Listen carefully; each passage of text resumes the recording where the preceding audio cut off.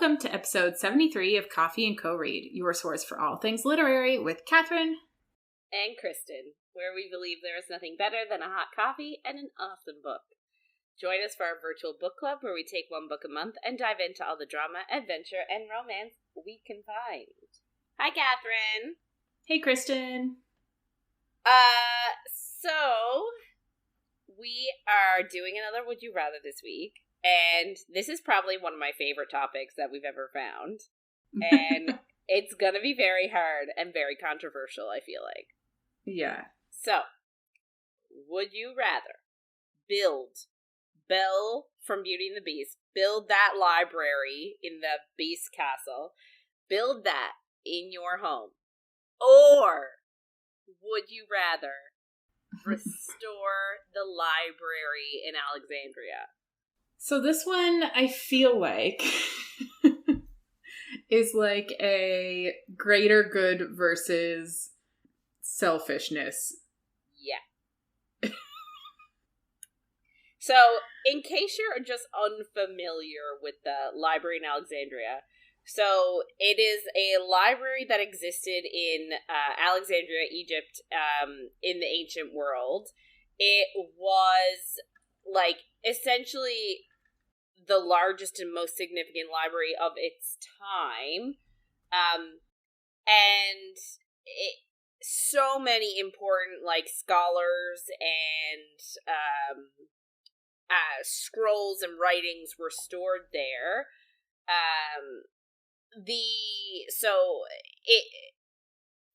It's a very significant library for, like, ancient writing. And essentially, the issue that happened is, over time, it sort of degenerated. It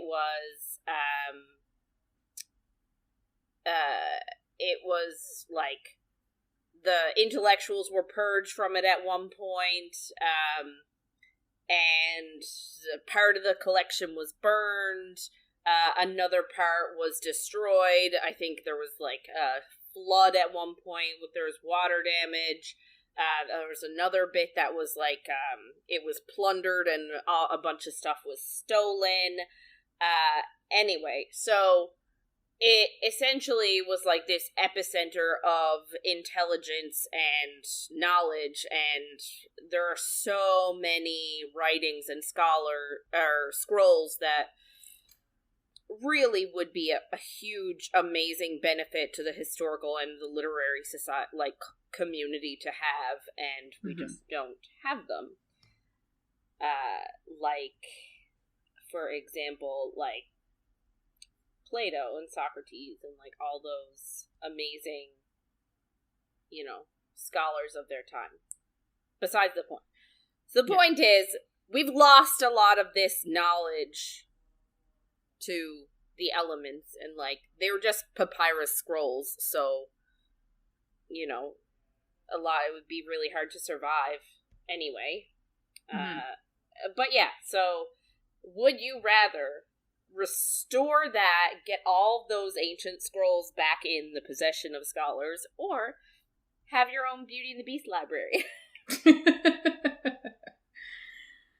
Yeah. I feel like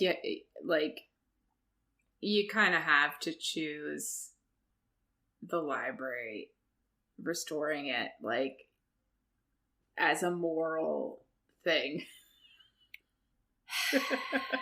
Yeah. I know. It's hard. Like, it's so hard, because it is true. Like, as small children, we've always wanted that Beauty and the Beast library. Like, both of us, I think. Like, that was something we always wanted to have.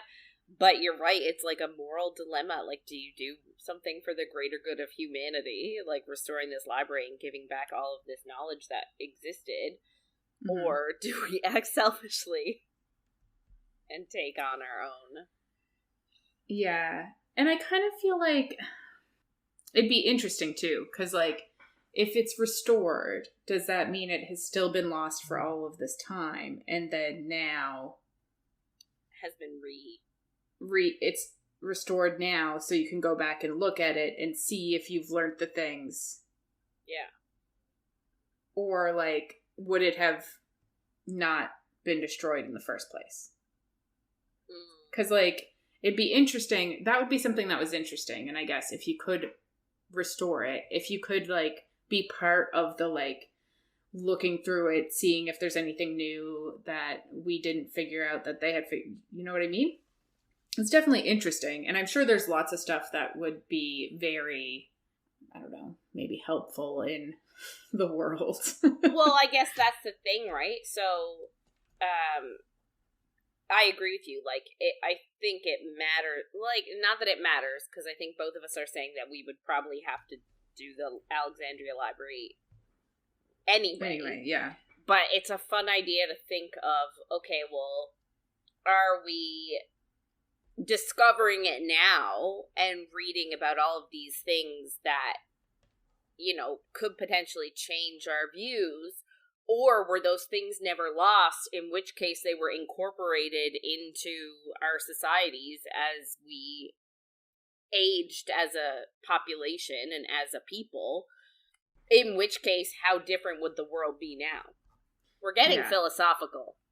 We are, but you kind of have to. Like, this is such a big thing that, like, if you actually were able to restore it, it would be huge. So it kind of is a bit more philosophical than just restoring it.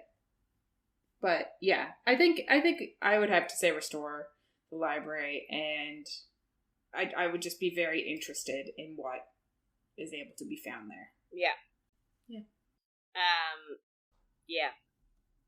I agree. Like, it's sad to think of because it would be so amazing. Especially since I think they said that the Library at Alexandria was estimated 400,000 scrolls. Which is that's crazy. An insane amount. And not one has survived. Like, none. Yeah. Like, scholars have none. That's we have wild. No clue. Isn't that insane? Yeah. It's crazy. Mm-hmm. So, yeah. I think it would be unlawful, and dare I say unethical, for us to choose our Beauty and the Beast library over the Alexandria library. It would, but it still makes me sad. But 'cause, like, I would almost put a caveat on that to the people that are in charge of that library. I would demand to be able to see it. Yes, if you're the reason that it's coming back because you're giving up something. Yeah, I'd be like, hey man, this is my doing. I would like to be able to look through it. Yeah, I completely agree. And, like, with all of our, I guess, would you rathers, if we choose one, we can't have the other. So, like, you can't be like, I'll restore this, but then you need to make me a library. Which is what you'd want to do. Yes. Anyway. So, yeah, that's our answer. Yeah. We're on the same page. We are. A sad page. But the same page. I know, it is sad to think about it, because, like, you would have hoped that at least, like, a few, like, 100 or 1,000 scrolls would have been, like, unearthed at some point, because the ruins are there, but the library is not. Yeah. So, like, where they thought the library was is not. It's not there. Yeah. And they were hoping that if they can find the ruin of the library, they can find some of the scrolls, but nothing. There's nothing. Yeah, I guess it's hard for scrolls to survive, which is sad. And, like, I guess it's impressive that, like, any things really survived. Well, just think about it. Like, there are legit things in museums, in ruins. There are legit things that have survived, like, that are, like, 12 to 20,000 years old. Like, that's wild. It is wild. Like, how? Anyway, we're just gonna get into it. So just a heads up. We're not a spoiler-free zone, and things are gonna get saucy. Maybe. We'll see. Things are gonna get something. Yeah. Okay. So this week we're doing chapters 17 to 29. So last week the gang got Inej back, but Van Eck then says that they kidnapped Wyland because they traded his wife for Inej, and he's like, but where's my son? And obviously they can't give him his son because his son looks like Kuwei, so it's pretty smart of him. So they're basically all wanted now, and they all have posters, and basically the posters are offering money for them, and Matthias is like dead or alive, so that's unfortunate for him, but everyone else they want them alive. Nina and Kuwei aren't on posters yet, so that's good for Nina, and also good for Kuwei and Wyland, I guess. Well, yeah. But if they're seen outside, like there's a bunch of people who know who they are, so it's still not amazing. Kaz and Wyland, so they've all dispersed as well, so they're all going to do their own little jobs. For Kaz the and heist. Wyland, yes. Kaz and Wyland are gone to break into Van Eck's safe and get his seal so that they can send the Grisha back to Ravka. And then Matthias, Kuwei, and Jesper are getting the refugees, Grisha, and bringing them to the boat that they're supposed to leave on. And Nina and Inej are going to the silos that Van Eck owns to have the chemical weevils eat up the sugar to make a shit ton of money and basically frame Van Eck. Love it. So, yeah, lots is happening.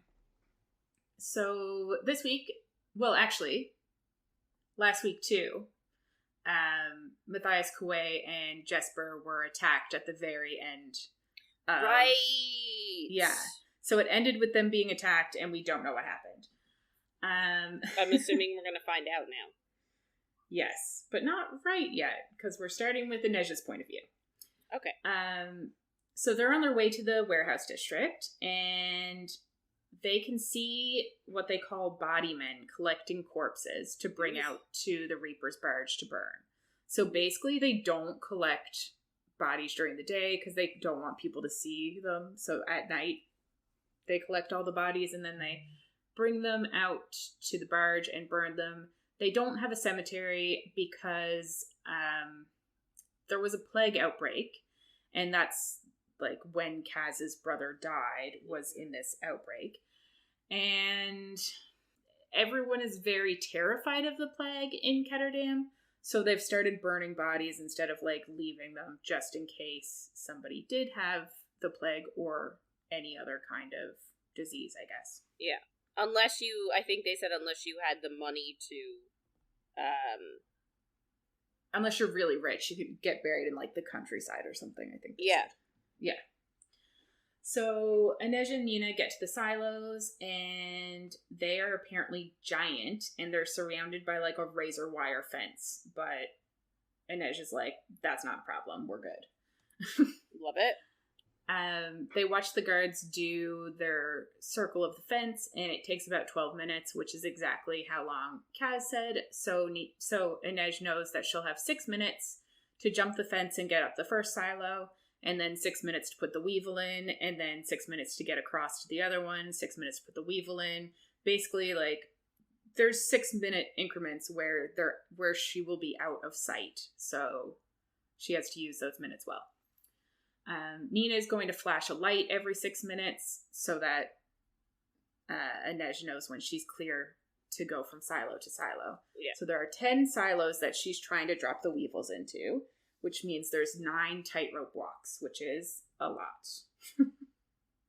Yeah.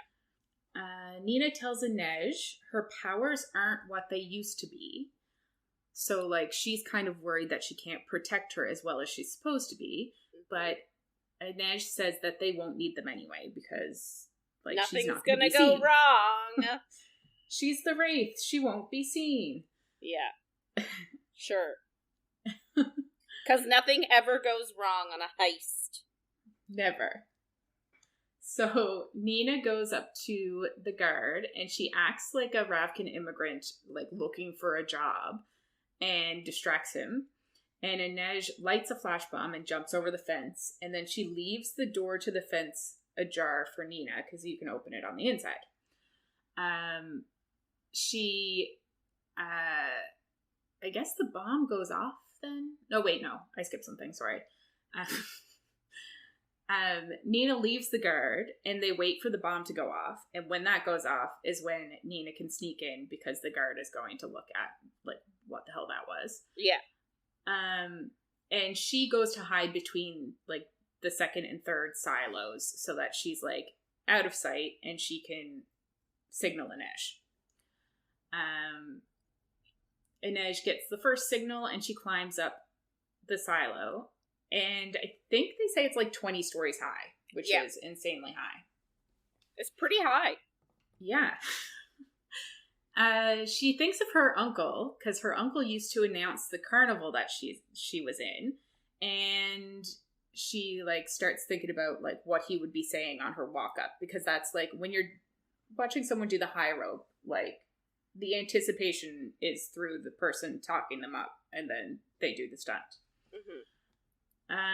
So she opens the hatch and she shakes the chemical weevil and then throws it in and seals it back up. And like she can hear and smell the sugar basically burning up. So the weevil is working. She also thinks of people who fall into the silos and suffocate to death and how awful that would be. Yes. Yes. Very awful. Good thing to think about while you're at your first of 10. Right? Yeah. So she attaches a magnetic wire to one of the rungs on the silo ladder, and then she uses a crossbow to shoot the other end of it to the next silo, which we were kind of talking about last week, because we were like, how is she going to get it tight? But she misses the bright spot twice and has to take a third shot to actually get it on the right rung on the other side, and then she can tense the wire. Yeah. So it's interesting how they did it. Then she like kind of has a bit of a flashback. She thinks back to learning the high wire and how she started low and she mastered the basics, and then one day when she was alone in the tent, she climbed up to the very high wire. And she noticed her father, her uncle, cousins, and her mother were watching her in silent terror when they showed up, and she was like halfway across. But like she was amazing basically, and she got across. Like she was very young though, obviously, because she's still fucking young now. Really though. Yeah. She kind of says she found a new world on the wire. A stillness that she only like ever feels there. She thinks about how she only fell once, and she blamed the net because she told Kaz before, she doesn't work with a net. And the only time she ever worked with a net, she fell. And she broke 2 ribs and hit her head. And when she was better, she was immediately back on the wire.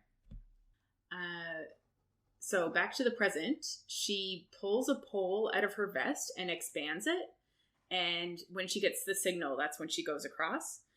But I just thought it's kind of cool that, like, she literally has everything she needs just, like, attached to her little vest. Like, she has this pole that expands so that she can balance herself, the crossbow to shoot the thing across. There's, like... her body is packed. Yeah. So she walks across with no real issues, and she throws the second weevil into the second silo. And she can smell the sugar burning, and it triggers a memory of a man who smelled like vanilla. So she then kind of has another bit of a flashback, and she says most of the memories of working at the menagerie are like strung together. And she was good at numbing herself, but the first night she was there, she apparently cried, I guess, in front of the person who paid to be with her. While she was being raped, yeah, she cried. Yes, imagine. Yeah, I mean, wow. How dare she, as like a 14-year-old girl, cry? How dare she? Yeah.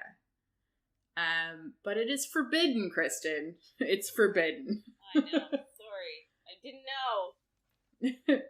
So, Tanta Helene used the switch and then the cane on her, and then choked her until she passed out. So, after that, she learned how to, like, act, basically, to give them what they wanted and not actually be in the present while she's being raped. Yeah. And how to, like, push down the tears, basically. Yeah. Like she said, like, she learned how to make the noises that they wanted to hear and how to, like, arch her back and stuff like that. And it's like, bleh! Yeah, it's awful. So bad.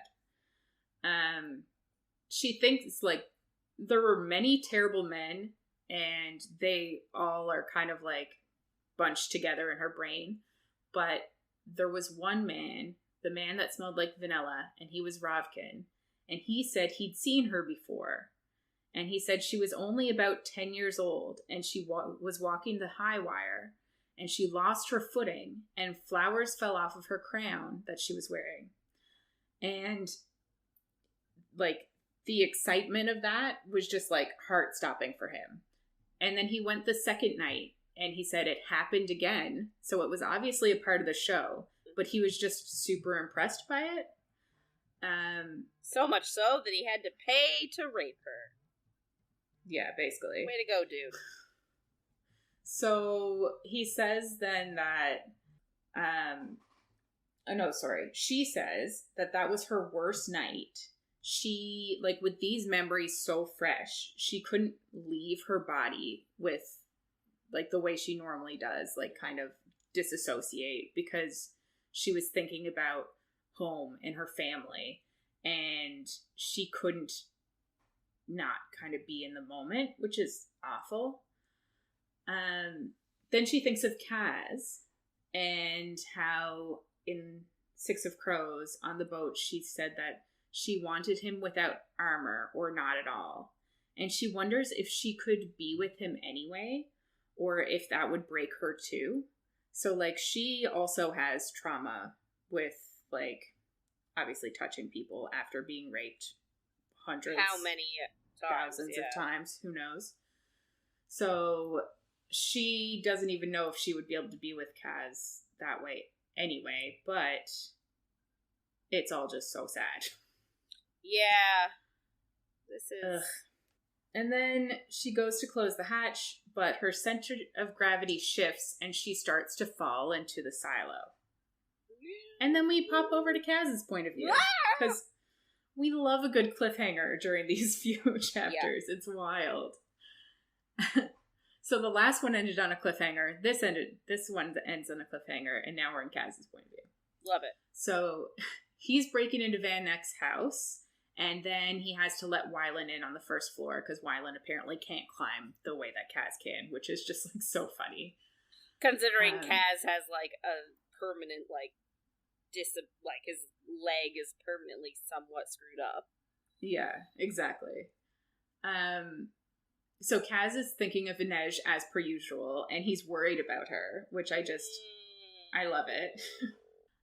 Once he's inside, Wylan sets off, like, a light bomb to distract the guards, and he gets out of the way, and then Kaz can go to Wylan's old room, which is now a nursery, which is sad, and he puts a ladder out the window for Wylan to climb up.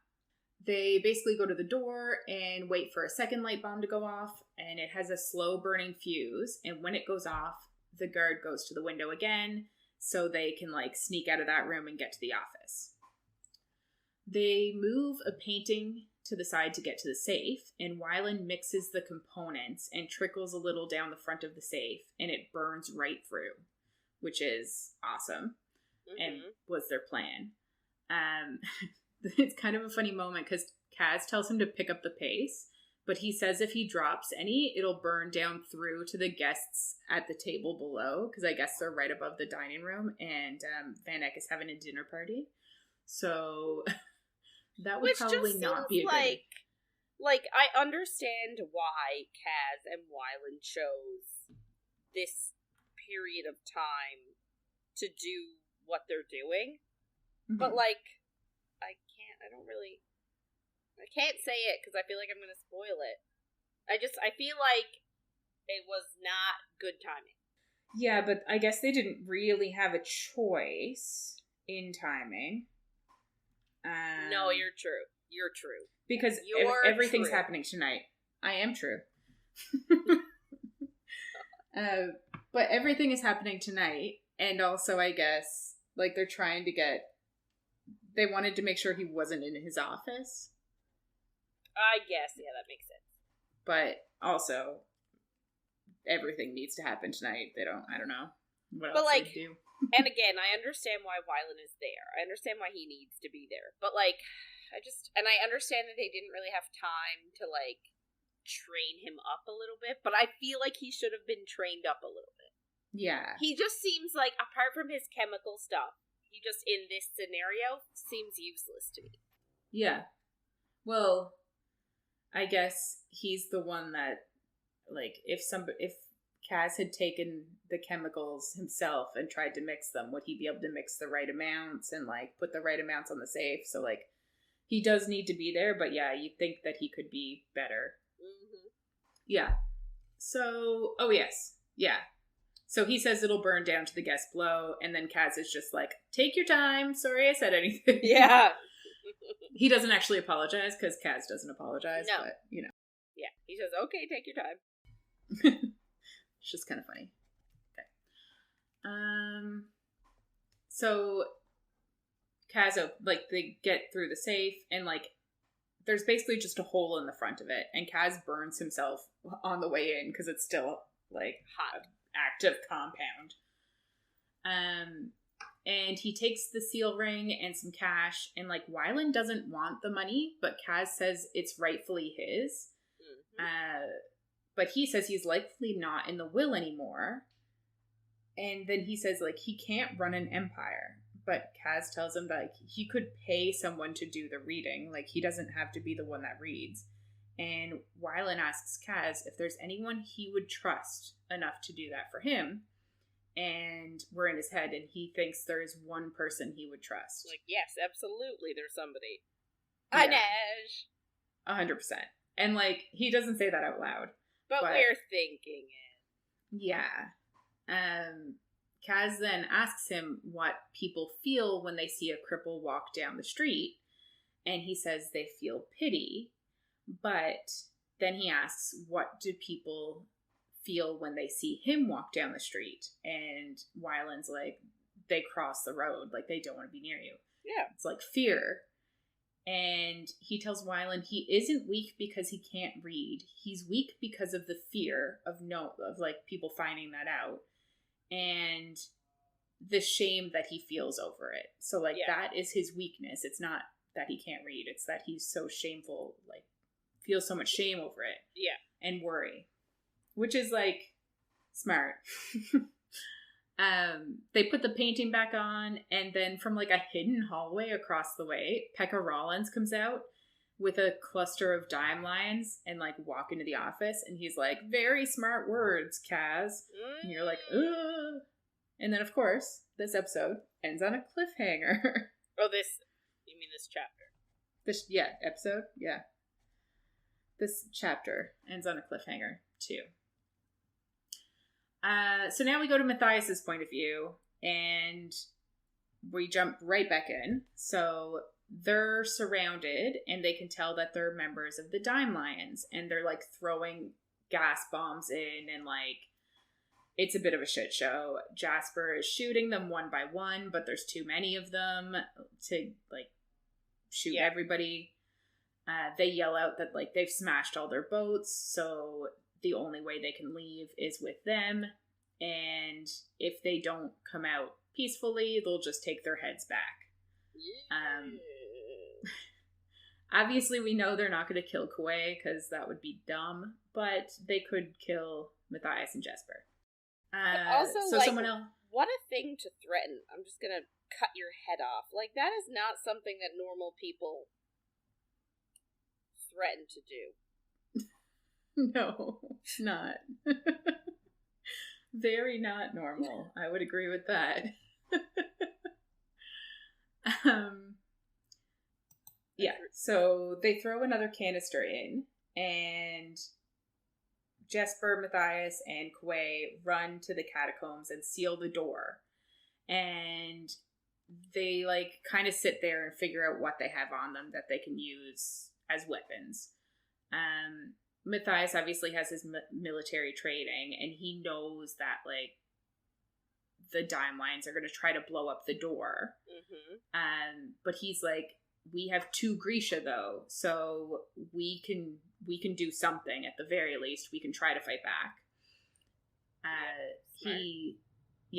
He kind of, like, takes command, and he says that they're going to blow out the back of the catacomb so that the dime lines think that they're trying to leave that way, and they'll just leave through the front door that they barred up in the first place. Which is actually an amazing plan. It's a very good plan. The only thing is, they're not 100% sure that they won't get themselves killed when they blow up the it's a back. minor detail. Right?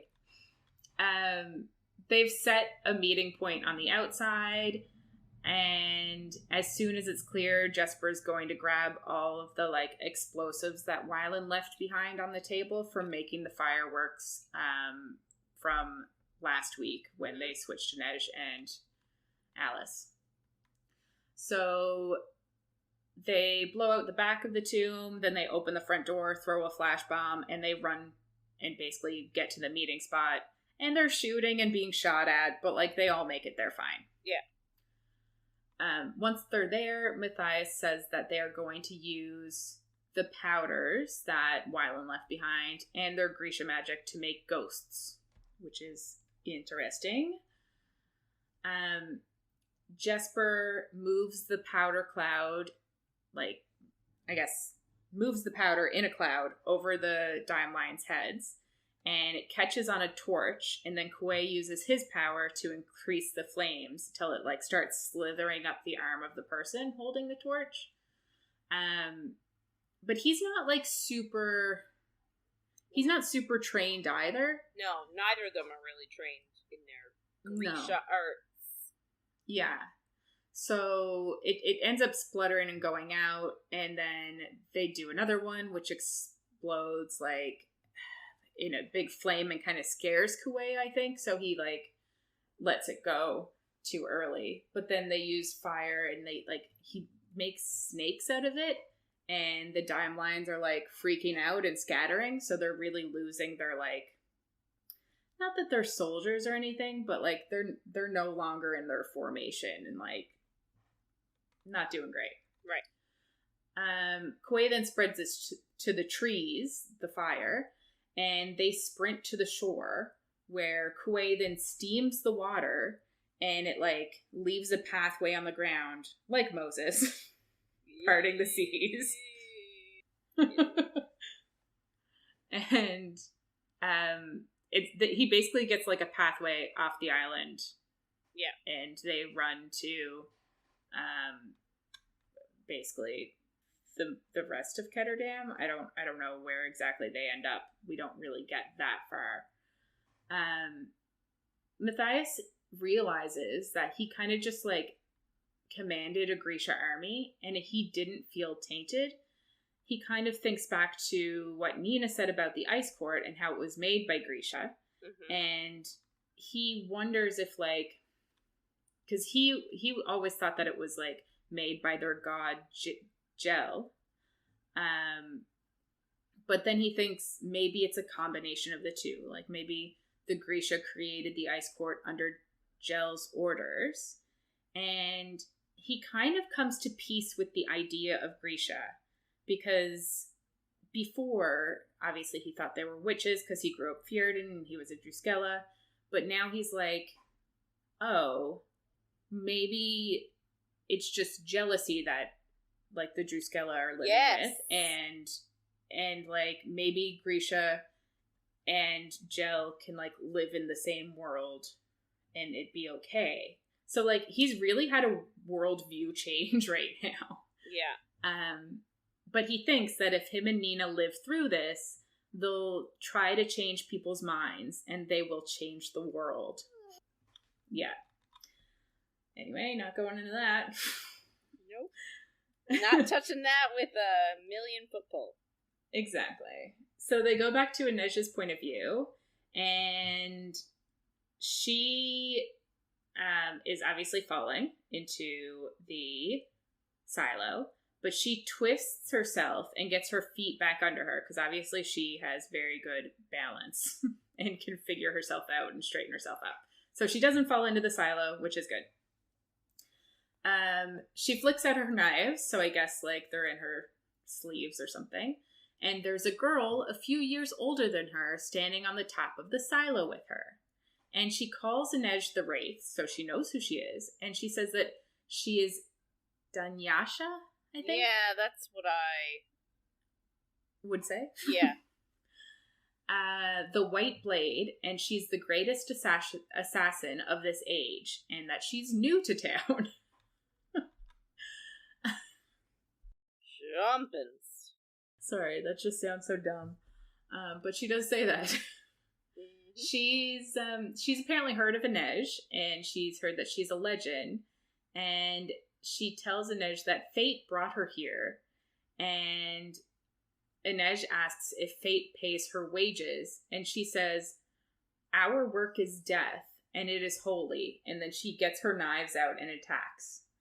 So she's very strange, I'll say. But she also, like, sort of reminds me of Inej a little bit. Like, I feel like she is what Inej could have turned into, like, if things had gone a little bit differently. Because, like, Inej is very holy as well, and very, like, you know, she's very interested in what the gods and what, you know, have in store for her. Yeah, like, she's very religious that way. And, like, she's a really good assassin, like, you know what I mean? Like, and she's very talented and acrobatic, and I don't know, I do see a parallel. Yeah, 100%, and I think, like, you're supposed to. It's just, like, I think Inej even says in this moment, the first time she killed somebody, she cried about it, and, like, this person is, like, I don't charge for the kills. That's between, like, me and my higher power. And, like, that is... Yeah, she's different. But she also seems like she might be a tiny bit crazy. Unhinged, we'll say. That's a good word, yes. So... Dunyasha is faster than Inej expected, but she's dodging on instinct, and she ends up getting stabbed in the arm. Dunyasha tells Inej that she can tell that she is afraid, and that she herself wasn't born with fear. And Inej is kind of like, oh, this person is unhinged. Exactly. Yeah, she is very unhinged. Yeah. Inej is obviously super tired. Like... Yeah, she's just been held captive. Before that, they did the ice court job, which was a lot. She almost died before that. Like, she's had a long month or something, however long this time has been. A few weeks. Who knows? She's basically just not okay. And obviously, Dunyasha is, like, at peak condition. But, Dunyasha says that she thought that Inej would be a challenge, but she's just an acrobat who fights like a common street thug. And Inej kind of realizes that it's true and that Dunyasha is better than her, which hurts her feelings. And Inej then realizes, like, she needs to change the game. Like, it's a very Kaz saying, but, like, if you're losing, you change the game, is what Kaz says. Mm-hmm. So she jumps onto the high wire and starts to, like, go back to the first silo. Yeah, thinking that Mrs. probably isn't good on the high wire. Like you would, because people aren't good on high wires. Well, I know I would be useless on a high wire. Exactly. But of course... Dunyasha follows her, and she throws a star, I'm guessing they're kind of like throwing stars. They seem like they might be a tiny bit smaller, though, in my brain. But yeah, I think of like ninja throwing stars. Yeah. So she throws one, and it gets Inej in the calf, and then Inej does like a backflip to turn around so that she's facing her, and she gets another one in her thigh, and I think she like avoids 2 or something, and then she gets one in her shoulder. So like it's not going well for Inej. No, she just keeps getting pelted with metal. Yeah, real bad. And then she can hear fighting below, but she can't worry about Nina now because obviously she's in danger, girl. Yeah. Dunyasha tells her Pekka Rollins is paying her wages and her travel, but she kills for free. So, Jesus. Inej gets another star in her arm and her shin, and then on her other forearm. And she's like, screw this. And she's just going to run back to the first silo and then get down to Nina, and they'll hide in the city because, like, she knows the city well and Dunyasha probably doesn't. But then when she looks back, Dunyasha isn't on the wire, and she's taking the magnet off of the second silo. And then Inej falls. Ah! And that's the end of that chapter. So another good ending to a chapter. Yeah, sure. But we do go back to Kaz's point of view, which is good. So it seems like Pekka basically tells them that he set a trap for everybody, and he says he has someone special for the Wraith, and Kaz's stomach turns. Dunyasha. Yeah. He told Kaz he just thought of what he would do when he was younger and foolish, and that he figured that's what Kaz is doing, which is probably exactly right. Yeah. And Kaz is like, you're working for Van Eck? And he says, no, I'm working with Van Eck. Like, okay. It's the same thing. Yeah. You're basically working for Van Eck. You're a sellout. You're a sellout, Pekka Rollins. He doesn't realize the plan, though, which is good. Like, he doesn't know exactly what Kaz is planning yet. Yeah. He just, like, followed them all when they, like, broke off and then started attacking them. Well, I also, like, I doubt Pekka Rollins would realize, like, so what Kaz is doing at Van Eck's house is getting the seal so that he can help the Grisha escape the city because they're being hunted by the shoe. So, yeah. I don't think Pekka would ever in his mind think that that's what he's up to, because he would never do something altruistic. Yeah. Now, the only reason Kaz is doing it is because his friends are giving him the ultimatum, but, like, he's still he's still doing it, and I just feel like that's beyond Pekka Rollins' capacity. Yeah, I completely agree. But it's also, like, he knew that Kaz would definitely end up in Van Eck's house because he's like, you're trying to get your money back because you feel like you're owed it type thing. I mean, he is. 100%. Kaz is just, like, trying to keep Pekka Rollins talking, and he's reaching into Wyland's satchel. And, like, at this point, he kind of thinks to himself that it would be harder to get Pekka to shut up than it would be to get him to keep talking, which is just kind of funny. He's very much villain monologuing. It's like, ugh. Pekka then brings up the Kalish Prince, which is his new club, and he says that, like, he and Van Eck are builders, and they're going to leave something behind for, like, after they are gone, which is interesting, and I'm just going to say that. Oh, why? Is that relevant? No, not at all. Oh, it is. He then asks for the seal, because obviously that's what Kaz was stealing, and Kaz throws the seal to Pekka and uses his other hand to pour the acid on the floor. And they fall through the floor, obviously, which dissolves, and crash onto the dinner table, which then just, like, crashes under their weight, and, like, they're in a pile of ham. Like, it's so ridiculous. I love it. And then they run, obviously. Smart. 2 guards are ahead of them, and Kaz, like, takes a running start and slides and, like, hits them both with his cane and knocks them both over.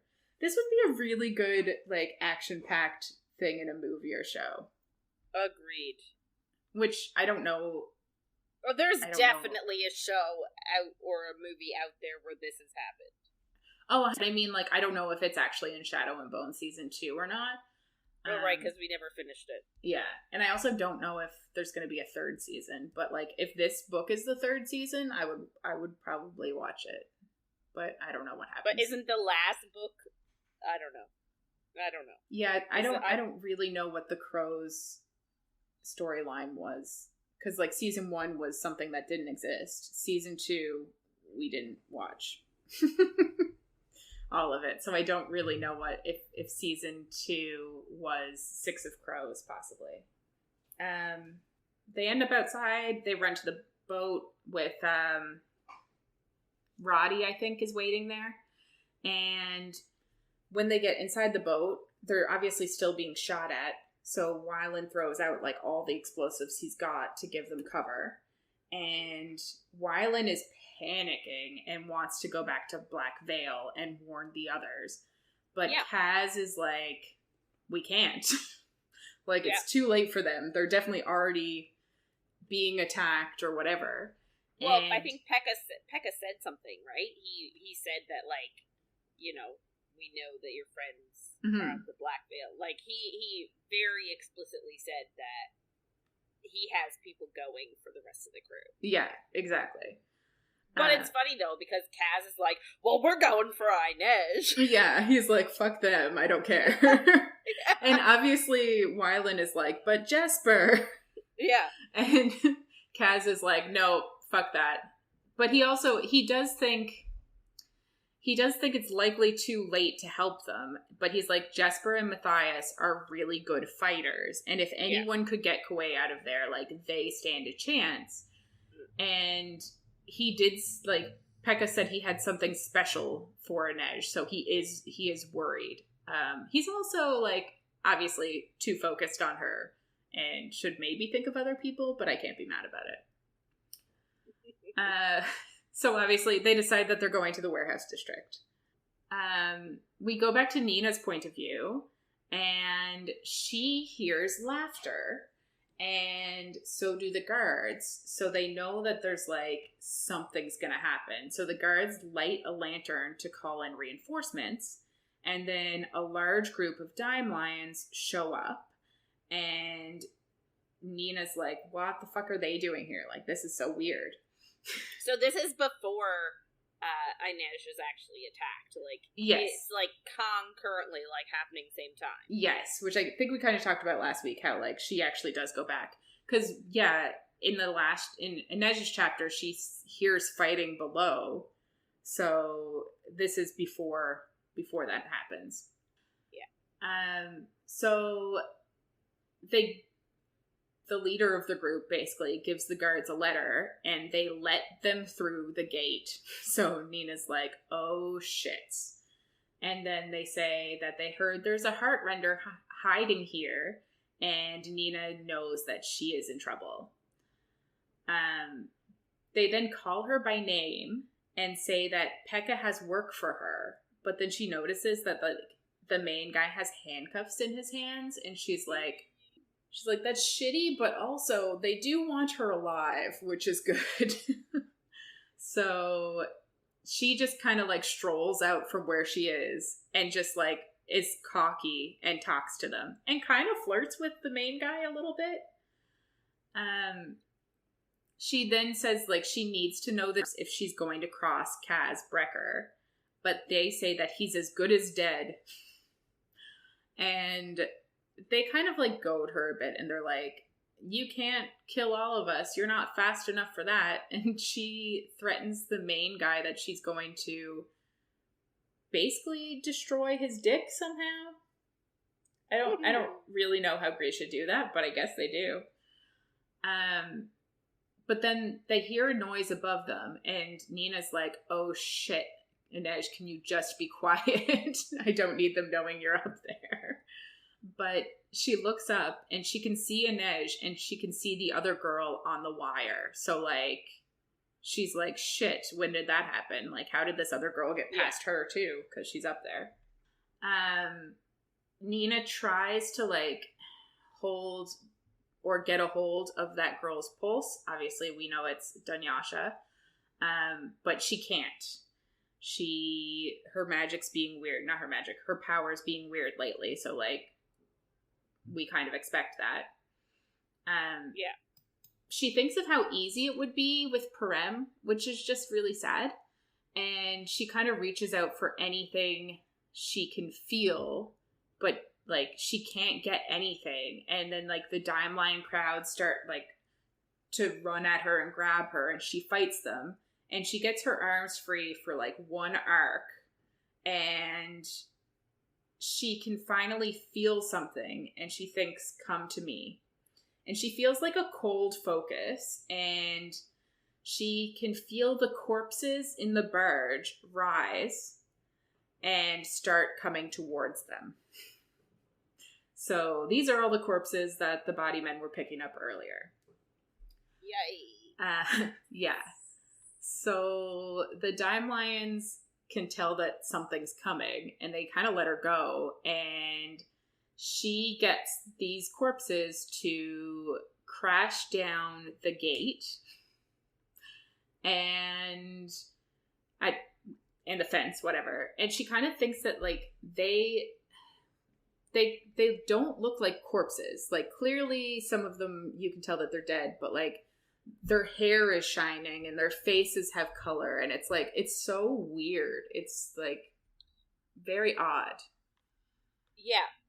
I also found this a little bit, like, it just, like, and I know that they don't know anything about her power the same way that we, like, I understand they have no more answers than us, but it makes me want to, like, question, like, I don't understand what's going on with her power, like, and I want to understand, like, what is her power doing? Is it literally bringing these people back to life for the time being, or is it just animating them? Yeah. I think it's just animating them. Like, I don't think that they are back to life. Mostly because of, like, what they say in the next little part. But yeah. So they're crashing through the fence. Nina sees the girl in white unclipping the wire. And she commands the corpses to go get the net. So, like, we're super lucky that Kaz actually put a net here, even if there was no one around to use it. But also, how fast would they have had to move for her to have, like, seen Mrs. start unclipping the net? Yeah. Like, that would only take a few seconds. And for her to mentally say, okay, corpses, go. They would literally have to, like, run at the speed of light. Yeah, she says that, I think she says that they, like, blur, they move so fast. But also, it's 20 stories. Like, not that that's going to take a super long time to fall 20 stories, but it is longer than, like, immediate. It's very high. Yeah, I guess. So they end up catching Inej, obviously. Can't have our girl die yet. And yet. Well, you don't know what's going to happen.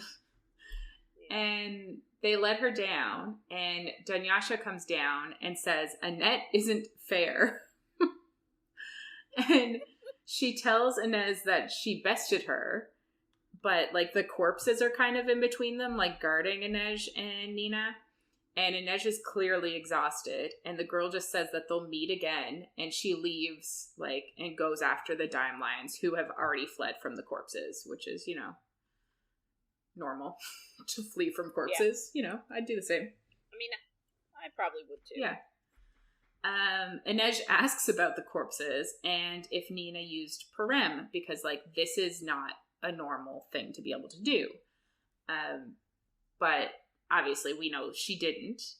And Nina kind of thinks back to being in class and learning about Grisha power, and she doesn't feel connected to life like she used to, because that used to be her power, was, like, being able to control people's heart rates and, like, things in their bodies and stuff. So, like, she doesn't feel connected to that anymore.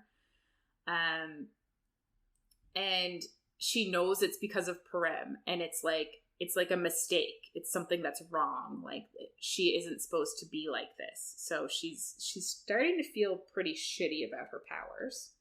But they don't really have time to, like, dwell on it, so they have to leave. And Nina sends the corpses back and tells them to be at rest. So Kaj told Inej where to meet if something went wrong, so that is where they plan to go.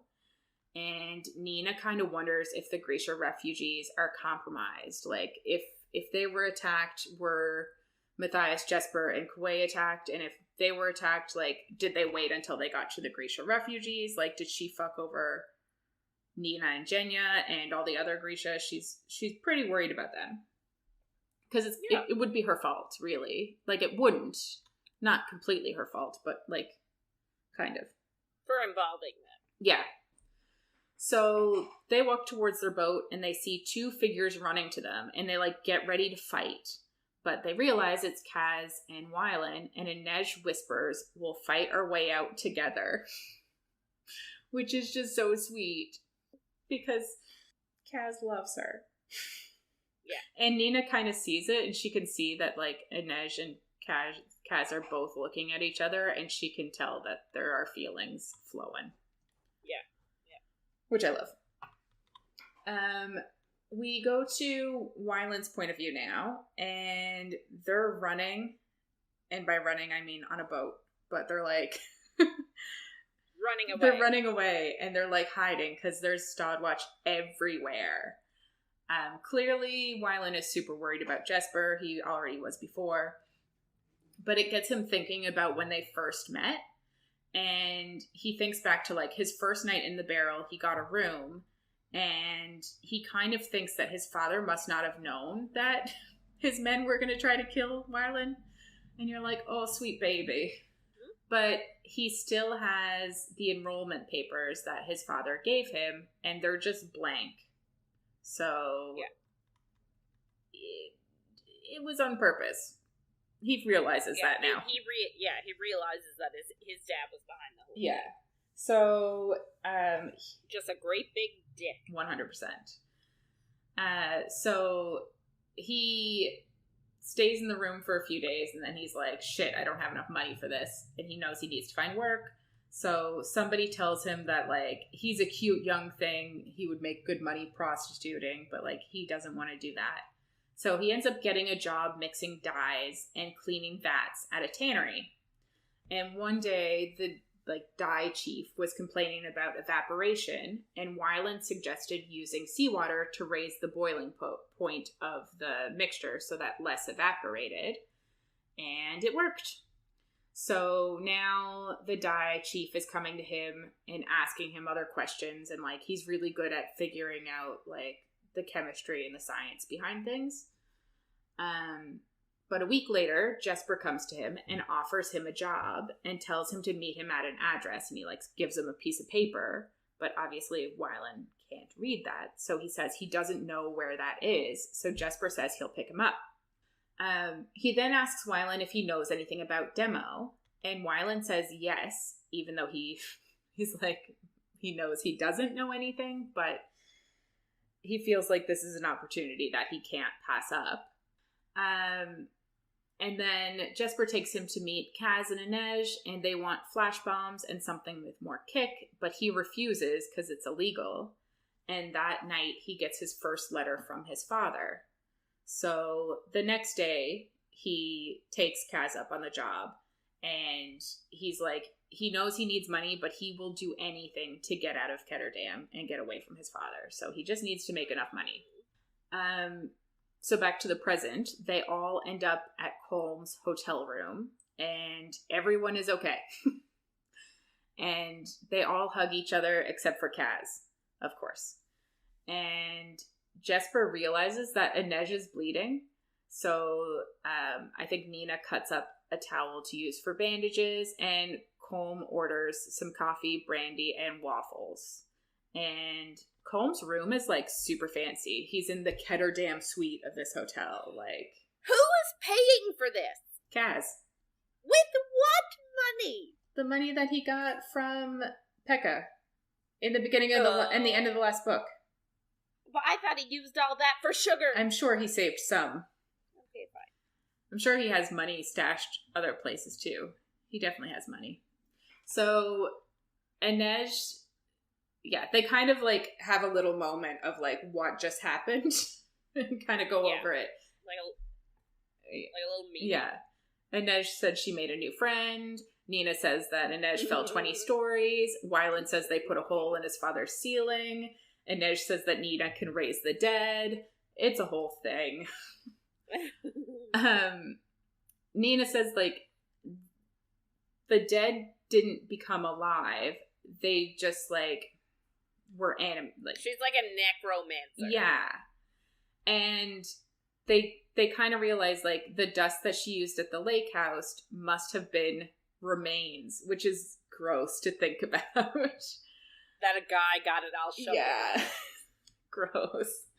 And Nina kind of thinks, like she was thinking before, it isn't natural for Grisha, but Matthias says maybe Gel extinguished one light and turned on another. And he's like, he's really come into this, like, he is, after that moment, like, he's completely fine with Grisha now, even though, like, Nina's having a bit of an issue with it herself. He's, like, completely on her side. And they like, have a little cute moment. Like, Nina says that she loves him more than waffles, and he's like, don't lie. It's just, they're so cute. But yeah, I think that it's interesting too, because so, like, this whole book so far, I know we're only like halfway through it, but Matthias has sort of said, like, not said out loud, but sort of, it's been insinuated that while he loves Nina and is okay with Nina and the fact that she's Grisha, he's still not okay with Grisha as, like...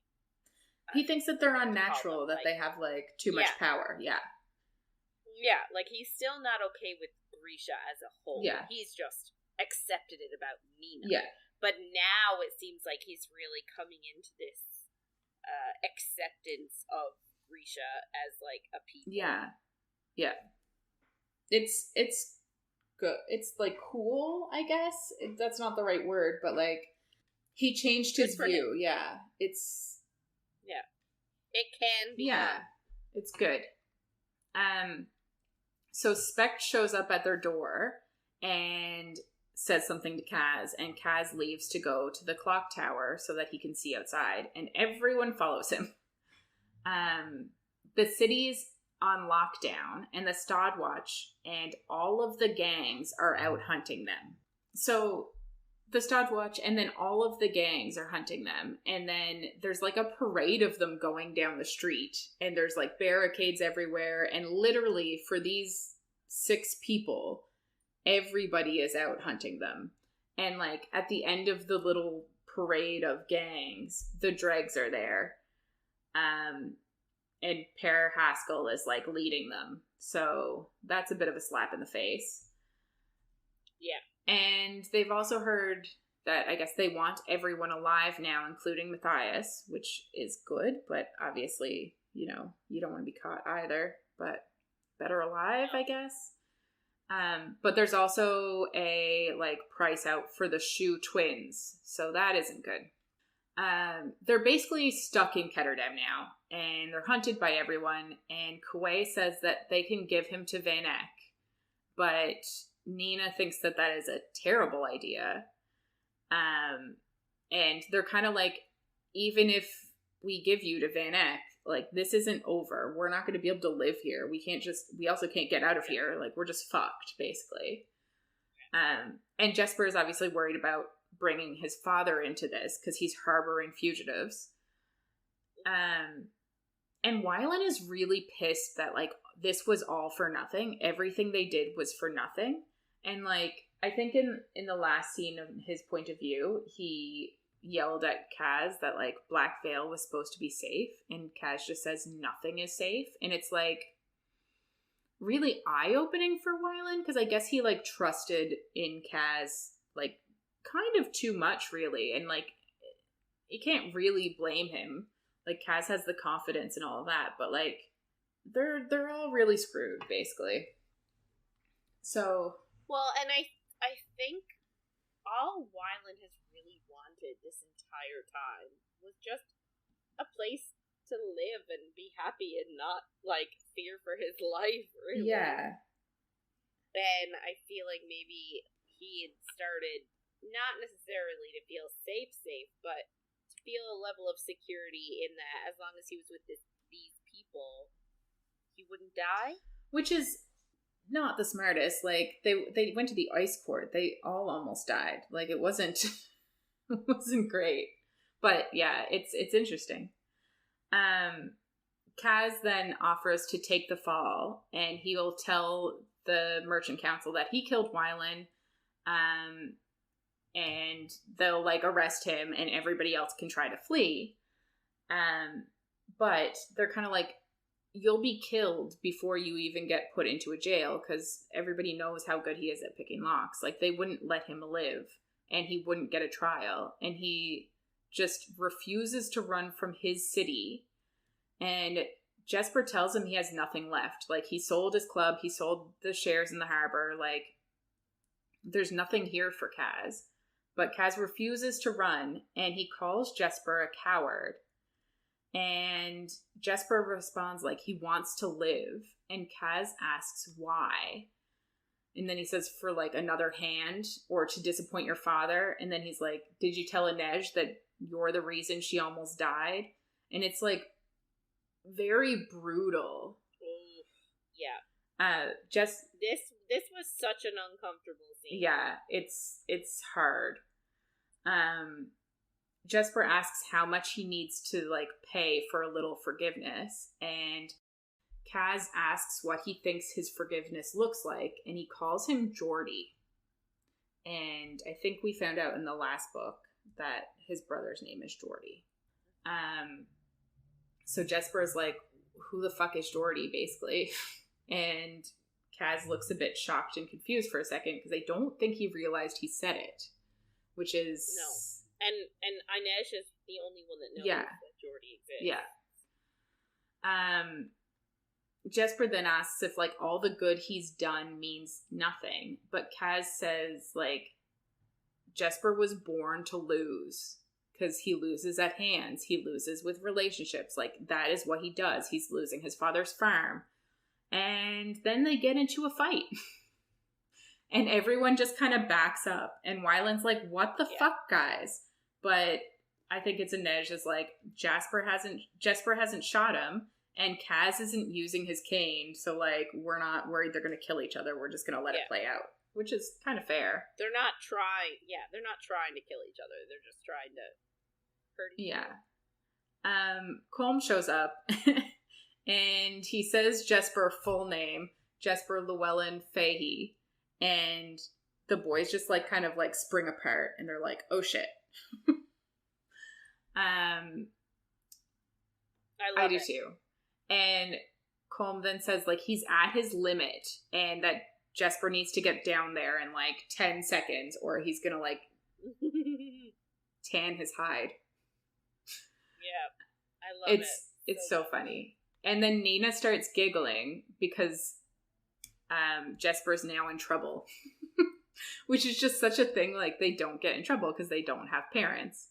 And Inej kind of, like, ribs him about his middle name, but he's like, it's a family name. And then they look over and Matthias says that Kaz has his scheming face on. And Kaz says that they can do everything. And he says, since Kuwei is so eager to sacrifice himself, they're going to auction him off. So they have a new plan. Yay! We go to Jesper's point of view, and Inej comes up to him, and he starts to apologize, because she didn't know that he was the reason she almost died. But she says she doesn't need his apology, and that he has a weak spot. And he then asks her what her weak spot is, and she says the company I keep, which is just kind of cute. I find that hilarious. Yeah.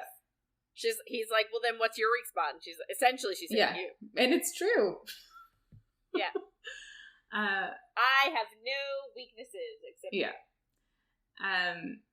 he kind of gets into it, though, and tells her what happened. He says that he told Pekka's men that he was going to get money soon, and they kind of put together that he was in on the ice court job because Van Eck kind of went to all the gangs and told them about it because he just wanted somebody to go get Kuwei.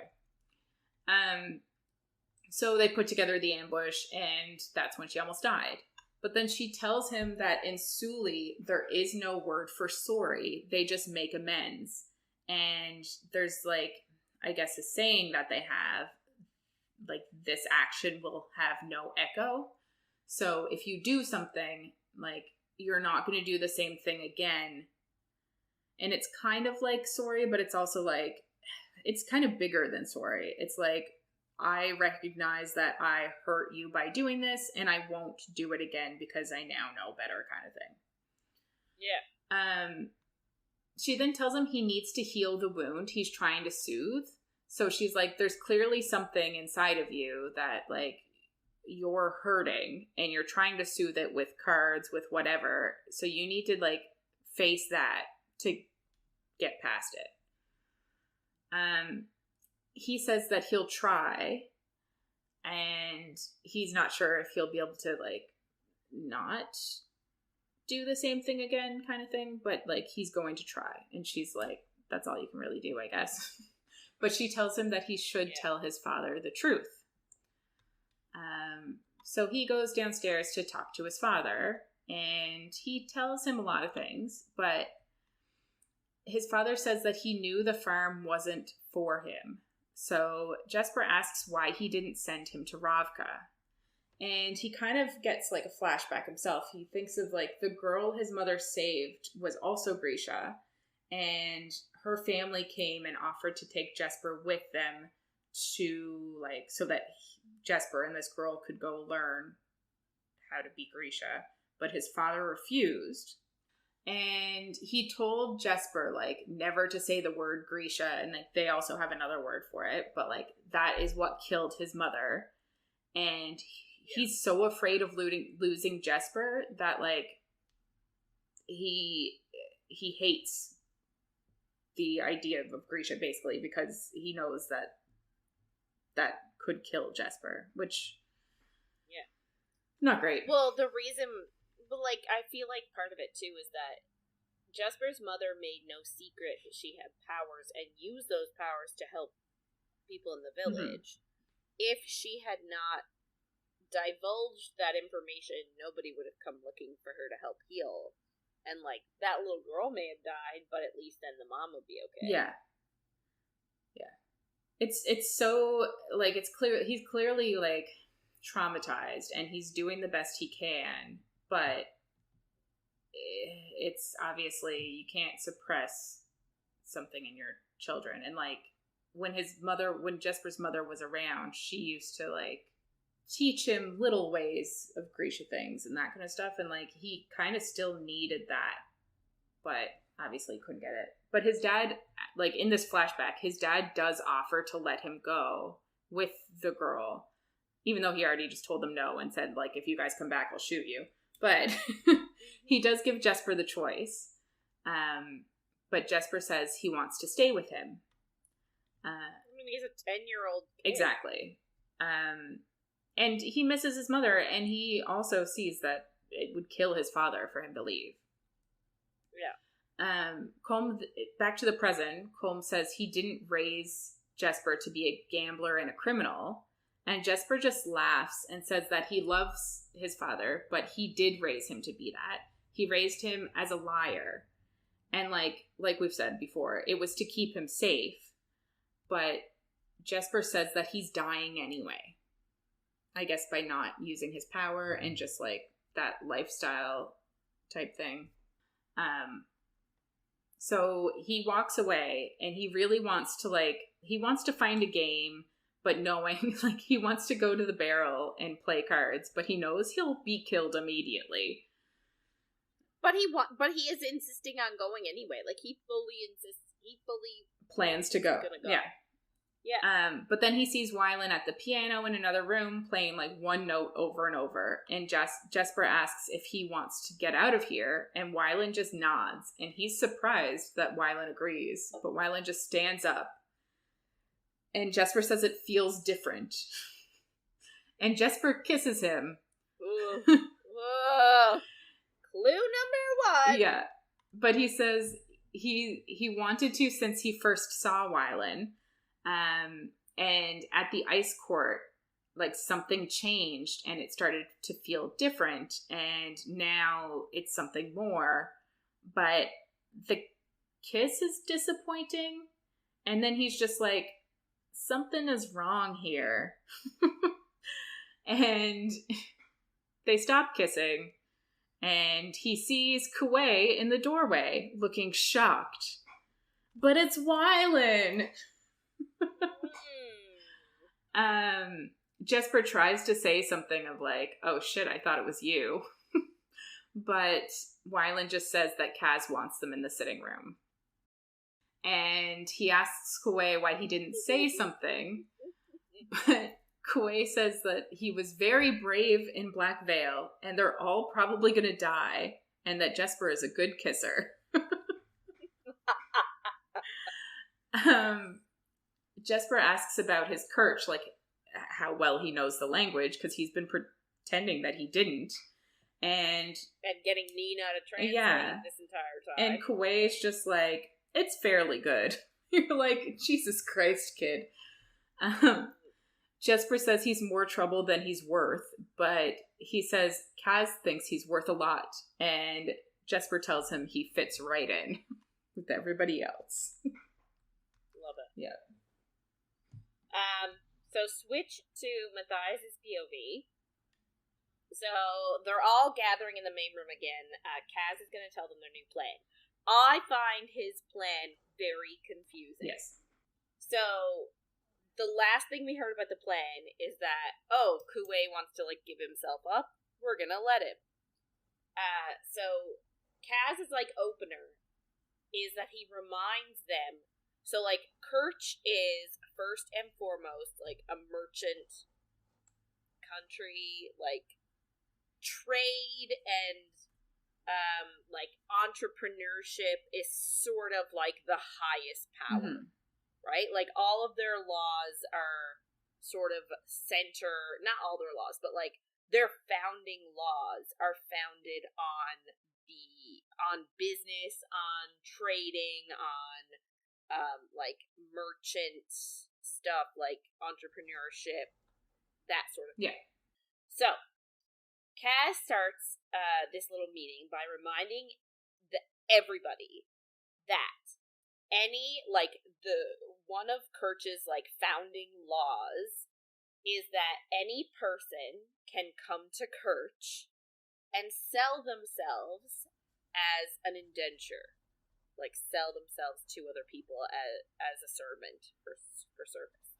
So, like, it's law and it's trade and it's like a sacred law in Kirch. Mm-hmm. He also says that Vanek cannot stop this from happening. Apparently, it's protected by the highest law in the city. So even if he didn't want it to happen, the Merchant Council, the Stad Watch, and the Council of Tides are law-bound to protect Kuwei until the auction takes place and closes. Mm-hmm. In other words, protect him from the shoe soldiers that are looking for him. And that will inevitably find him once they announce the auction. Yeah. Kaz is also convinced that because this is an auction, it has to deal with money, he thinks they can control who wins, which I don't understand. But he thinks they will. So, the idea is to let Ravka win. Mm-hmm. Because Kuwei wants to get to Ravka anyway. So, the idea is to start talking to Zoya and Genya, they're Grisha, and they're actually, like, diplomats with the country right now. So, Kaz wants to get a message to them, to have a chat. Yeah. So Inej volunteers to go. Of course. But Nina is like, no, what about this Dunyasha, like, missus? Like, what if you run into her again? And Matthias actually has heard of Dunyasha before. Apparently, not only is this Mrs. like crazy, like unhinged, unhinged, and like very well trained, she's also apparently has Lantsov blood, which makes her a contender for the Ravkan throne. She claims that. She claims, yes, and apparently like Fjerda has tried to use her at one point to like stage a coup and overthrow what's his name? Ferdinand? No. Nikolai. Yeah. Nikolai! Why did I think it was Ferdinand? I don't know either. Anyway. Franz Ferdinand? Maybe. Interesting. Maybe I'm thinking of the Archduke of Austria-Hungary. Yeah. Anyway, so apparently the Fjerdans have tried to use her to overthrow the current Ravkin king, Nikolai, but apparently she was too unhinged, even for the Fjerdans. Which is wild. Yes it is. Inej admits that this woman is better than her. And that surprises Matthias, because he thought that she was, like, the best at everything. So, they're sort of, like, they're talking about it, and they're worried because they want Ravka, they want to sort of skew the auction in favor of Ravka, and want Ravka to win so that they can get Kuwei. However, Ravka is broke. Yes. They actually had to take a loan from Kerch after their civil war to try and get back on their feet. So they obviously can't afford to bid at an auction. Yeah. So Kaz says, okay, well, I have an idea for that. We'll have the Merchant Council bankroll them. But here's my question. Yes. So, like, everybody is like, okay, who's the highest bidder, blah, blah, blah. Who gets the money? Because right now, Kuwei is an independent, like, he is his own person. Yeah. Who gets the money? He would get it. Or whoever's... He would get it. If he's selling himself independently, he'd get the money. But then why would he need to sell himself? Because he doesn't have any money. It's like a loan, but then you're helping somebody until you pay back that loan, I guess. I guess so. Yeah. But I guess, I don't think Kaz is going to be like, you get to keep all of them, you know what I mean? No. I know, but I'm just thinking, like, if it wasn't Kuwei and Kaz and all these guys doing the plan, like, if it was just a regular independent person selling, like, putting themselves up for auction, so what, they would, like, get the money and sell themselves into indenture, like, for how long? Like, what would be their duties? Like, you know what I mean? Yeah, but, like, say you're in debt, and this is your last chance. Like, Jesper could theoretically sell his indenture, get out of debt, and then have very little money left over and still be indentured. That's true. Okay, smart. Anyway, so this is the part that I don't understand, this part of the plan. So Kaz is saying that the Merchant Council of Kerch is going to bankroll Ravka, but unknowingly. Yes. Apparently, Boyul Bear and Kuwei went to them for help before, and they said no because they had to stay neutral, like a neutral party. So that was the first book. Right.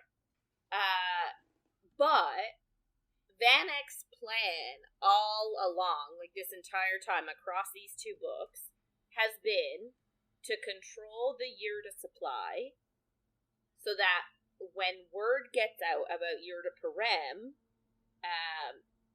he'll be making a ton of money because he'll be profiting off of all the Yurda being made and sold. Yeah. So the plan is to set up what's called a Yurda consortium, and they're going to bring the investment opportunity to the Merchant Council. And when they invest, they're going to take the money and funnel it right to Ravka so that they can bid on Kuwei. Mm-hmm.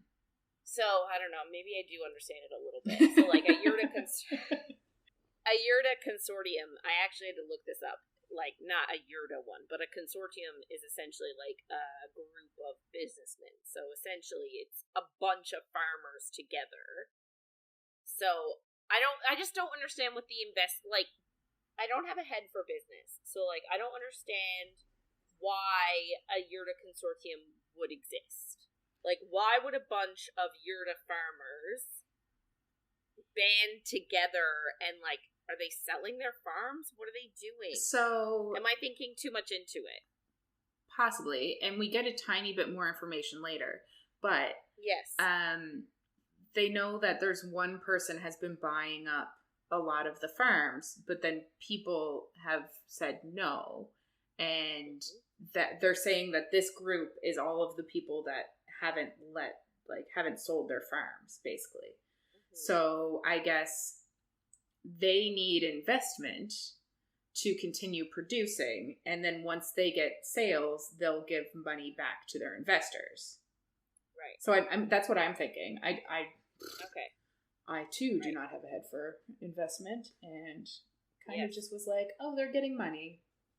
Yeah. Because there's going to be profits, so I guess before the profits, they need. So the issue is the Merchant Council want Kuwei, but they can't have him because they're essentially hosting the auction, so they're not allowed to bid. Yeah. So the only other option is, instead of them bidding on Kuwei and getting Kuwei, they're like, oh, well, if he is selling himself, that means somebody is gonna, like, Yurta Parem is eventually not gonna be a secret anymore, and everybody's gonna want it. So this is our opportunity now to buy a whole bunch of Yurta, so that in, like, 3 to 6 months, Yurta Parem will be everywhere, and we'll be making a mint. Yeah, it's like the stock market, but it's all farm stuff. Like, everything is... Yeah. Yep. So obviously they need a front man to bring the offer of investing in the Yurta Consortium to the Merchant Council. It can't be any of them. So Kaz suggests Jesper's dad, Colm, because he is a Yurta farmer, and he just happens to be living currently in the most expensive suite in Ketterdam. Just happens. It's an accident. Jesper is, like, adamant, like, no, my dad is not getting involved in this. Like, he's already too into it. I don't want him in it. But Kaz says, like, dude, your dad's already involved. We're all in his room. And, yeah. And, like, you made him risk his farm for gambling. So, like, you've involved him already. And that's just, like, an ouch. Yeah. Like, do you have to bring it up again? Yeah. Not very nice. No. But Jesper also is like, dude, my name is Jesper Fahey. My dad's name is Colm Fahey. Van Eck is smart. He's gonna make the connection. Yeah. Right? But Kaz says, no, he won't. Because according to manifests, Colm Fahey stayed at a little inn near the university and took a ship out a few days ago to go home. Ooh. Before they closed the harbor. Interesting. The man at this hotel is actually Johannes Rietveld, or Johannes, I don't know what you'd say. I think Johannes. Sure. Silent J. On shore. So, Johannes Rietveld. So, Colm, like, wants to do it. He wants to save Jesper. He wants to save his farm. Fair. So, Kaz thinks that their next step should be to lowball the Merchant Council. Like, give them a low investment number.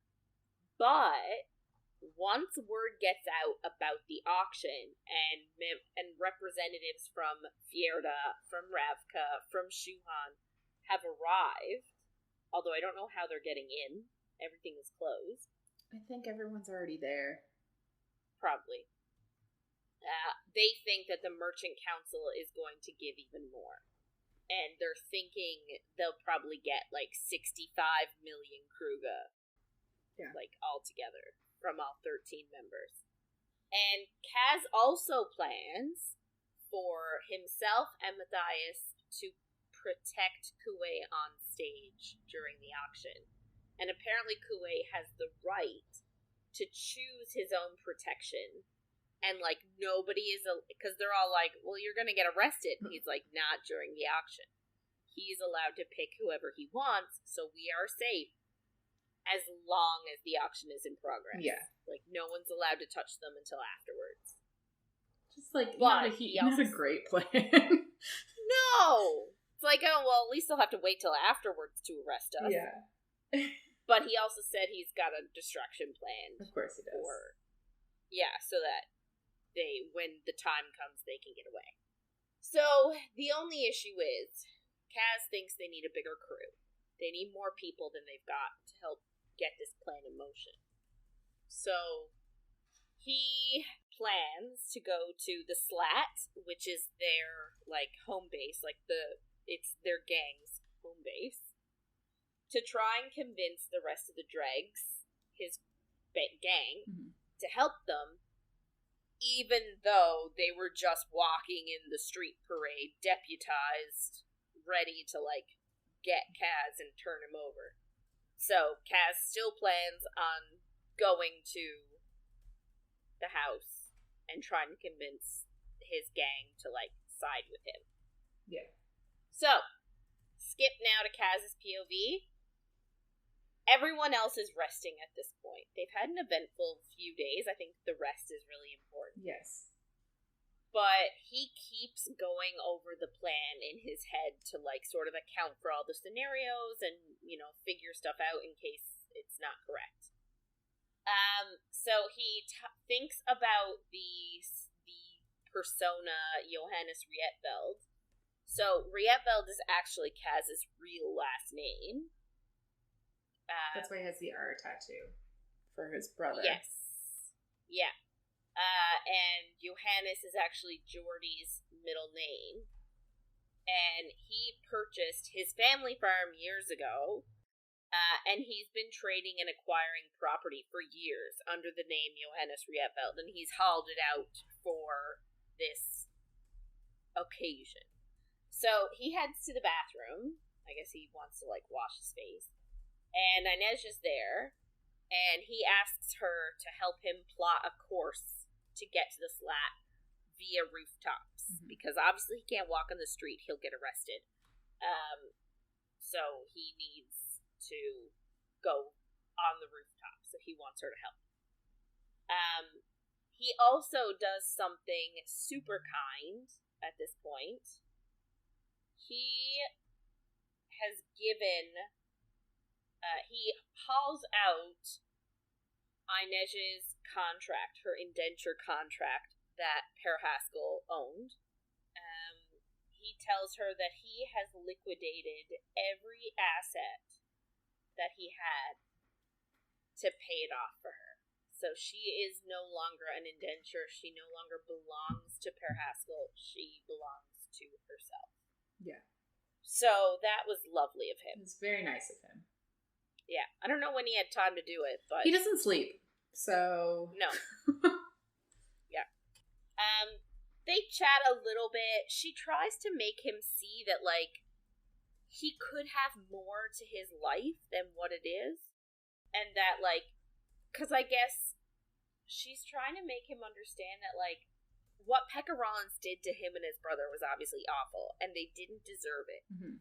But she also says, like, yeah, you became what you had to, but, like, what are you doing now? You're conning people at the Crow Club. You're conning other people. Like, how is that better than Pekka Rollins? Like, the people inside the Crow Club, when they come in, they don't deserve to be conned either. Yeah. The same way that Geordie and you didn't deserve to be conned. And he was like, well, we were children.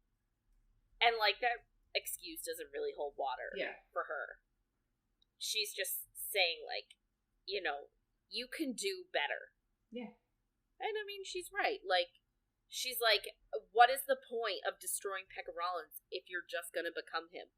Because in her mind, this is what she sees. She sees Kaz, like, working his way up in the city, like destroying Pekka Rollins, and then he becomes the new top dog in the city, conning people all the time, which is not what she wants for him.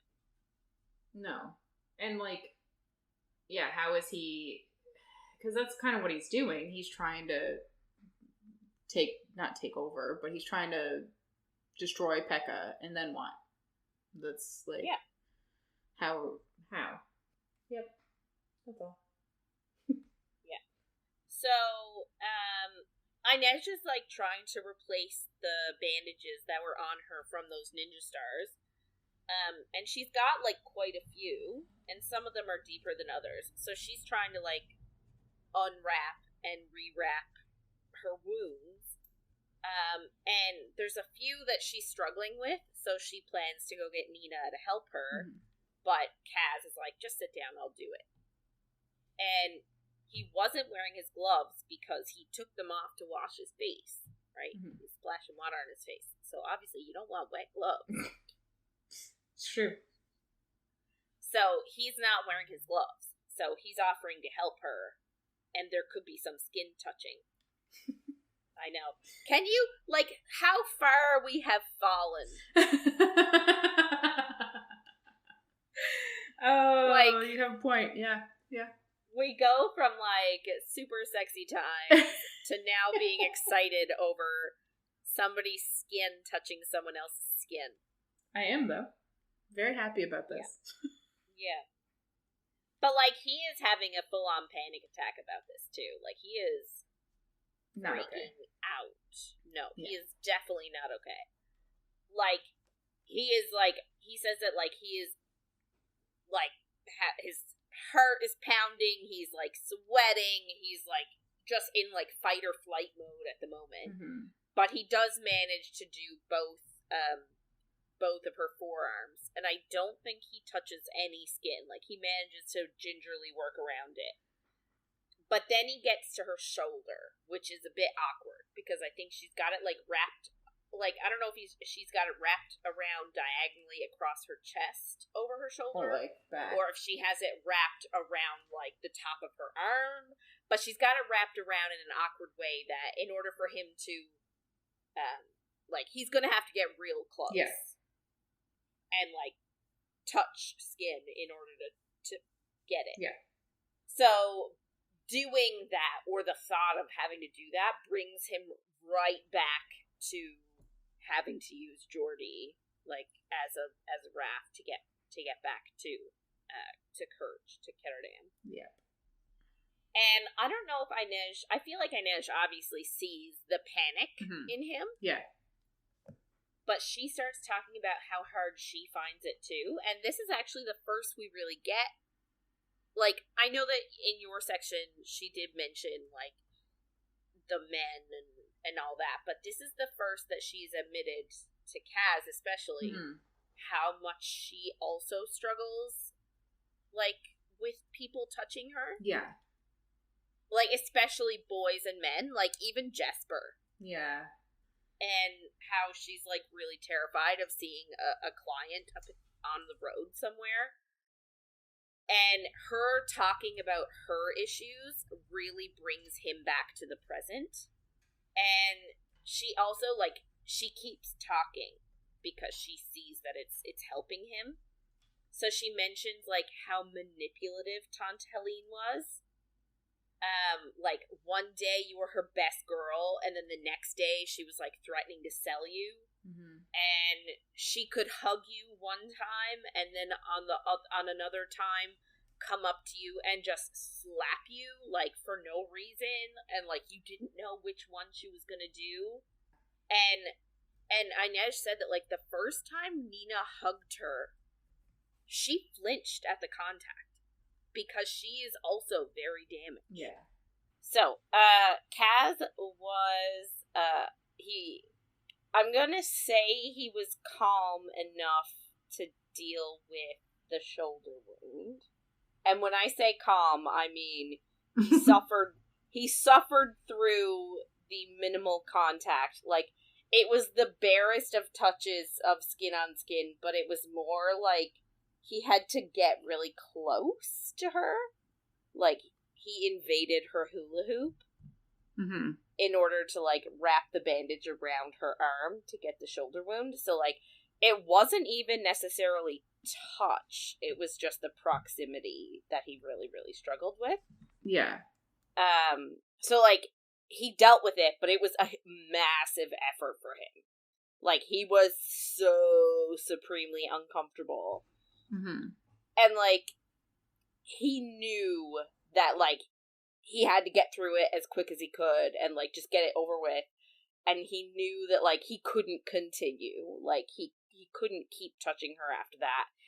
And he also sort of, like, hated him. Not himself. He sort of hated how he was like that. Yeah. And, like, he sort of mentions in his mind how, like, he sees everybody else, like, hug each other and, like, just, like, random touches that you don't even think about Mm-hmm. that he cannot stand. And it sort of makes him feel, like, other. Like, it makes him feel like he's not a part of the group, almost. Yeah. Because he can't participate in that sort of camaraderie. But, like, what are you gonna do? You can't touch people. You know what I mean? Yeah. There's not much you can do about it. But yeah, I think, especially since, like, when they all got back to the place, they were all hugging, and they were like, yay, we're all alive. Yeah. Like, that's gotta be hard. Yeah. And he just sort of stood back. So, I guess Inej, like, obviously realizes that he is so uncomfortable. Mm-hmm. And she asks what Pekka did to him and his brother, like, to make him feel this way. Mm-hmm. And he gets really mad. And he doesn't answer her. Like, he doesn't tell her what happened. Yeah. But he does say, like, how about I tell you what I did to everybody involved in that scam? I'll tell you what I did to that young boy that lured us in to begin with. What I did to that woman that pretended to be his wife. What I did to that girl who pretended to be his daughter. Like, so apparently the boy that lured them into Pekka's scam in the first place, apparently he found that boy and tortured him for 2 days before he killed him. And then he moved on to Pekka's fake lawyer, to the bank clerk that gave Pekka who sold their information, the assistant that Pekka pretended to have. Like, he got to all of them. Yeah. Which, it kind of makes it even crazier that, like, Pekka didn't notice all this. He didn't realize that this was happening. Like, how? Yeah, I honestly don't know. Like, I don't understand how he doesn't know who Kaz is. And I really hope that Kaz tells him. We don't, well, I don't know. You do. I do. Anyway, he said Who knows? Yeah. He essentially said to Inej, like, I got to all of them, and Pekka's the last on my list. I'm gonna get him too. Mm-hmm. And Inej sort of, like, and I call this, like, her amazing point, because she sort of already brought it up and, like, said, what's the point in being the next Pekka Rollins? But she says, like, she wants to be more. Mm-hmm. Like, she wants her life to mean something. So she doesn't just want to be the next Pekka Rollins. Like, she doesn't want to just take him out so that they can take his place. That's not what she wants. And I guess it sort of hits him, but, like, he also is sort of like, she doesn't understand, like, you know, I'm just a rat in the barrel, sort of, like, he's made himself into what he feels he's needed to be to survive. And now he just doesn't see a way out. Like, he doesn't see any other options. Yeah. Right? Like, Van Eck said, like, he could rule the town someday if he ever wanted to, like, if he wasn't a street thug. Yeah. So, like, I feel like he doesn't see that there are other options. Like, he could go to university. He had the money. He could get a job somewhere. Like, He's got such a narrow view. Yeah, and, like, he's spent the last however many years on this one task, so you can kind of see why. Because, like, literally, he's like, this is the task, need to do this, then everything will be fine, and I will feel better. Yeah. It's like, that's not really how revenge normally works, but no. You do you. Yeah. Anyway, he goes to leave, and she just sort of begs him not to go to the slat at all, because they all think it's suicide for him to go. Like, the entire gang was just out, like, hunting for them. Yeah. So, like, it's suicide to go by yourself, but he goes anyway. And his last words to her are, if you ever cared about me at all, don't follow me. Because I guess he's trying to keep her safe. Ugh, bunch of idiots I trying know, to keep each other safe. I know, it's like the worst trope in the book. Except for I love it. I do too, but still. And when I say the book, I don't mean this book specifically. This book, I know. I mean... But, like, the book of tropes that does... Yes. That is in the Library of Alexandria. yeah, for sure. Yeah. If we restored that library, we'd have every trope listed. Yes, yeah, exactly. So... Inej point of view now. Do we think that she's actually going to stay behind? Of course. What? No, obviously not. No, obviously not. So, she's following him. Obviously. And, like, he is going on rooftops. Therefore, she is also going on rooftops. But, like, she said that she's trying to stay far enough back that, like... She says that he tends to have, like, a sixth sense about when she's around. Mm-hmm. So, like, he always knows when she's there. So... She says that she's trying to stay far enough back that he can't sense her presence. Yeah. But she knows the route he's going to take anyway, so it's not like she has to worry about losing him. And she knows where he's going. Yeah. So. But. Realistically, she could have taken a different route. 100%. But I guess maybe she's also worried that he's going to get himself killed doing this, because he's injured, etc. And she knows that his leg is killing him. Like, she can tell. Yeah. So, as she's following him, she keeps thinking about how he tried his best to touch her. And she thinks, like, maybe hope is not all lost. Like, maybe they could keep trying. And, like, maybe with patience and luck and a bit of time, like, maybe he could grow to touch her. Like, she sort of... I don't want to say she's feeling guilty, but, like, she sort of... That ultimatum she gave about if he cannot give her a physical relationship, like a touching relationship, then she can't stay with him. But after this interaction, she's sort of thinking a little bit differently. Yeah. And, you know, she's sort of thinking, like, we're both screwed up.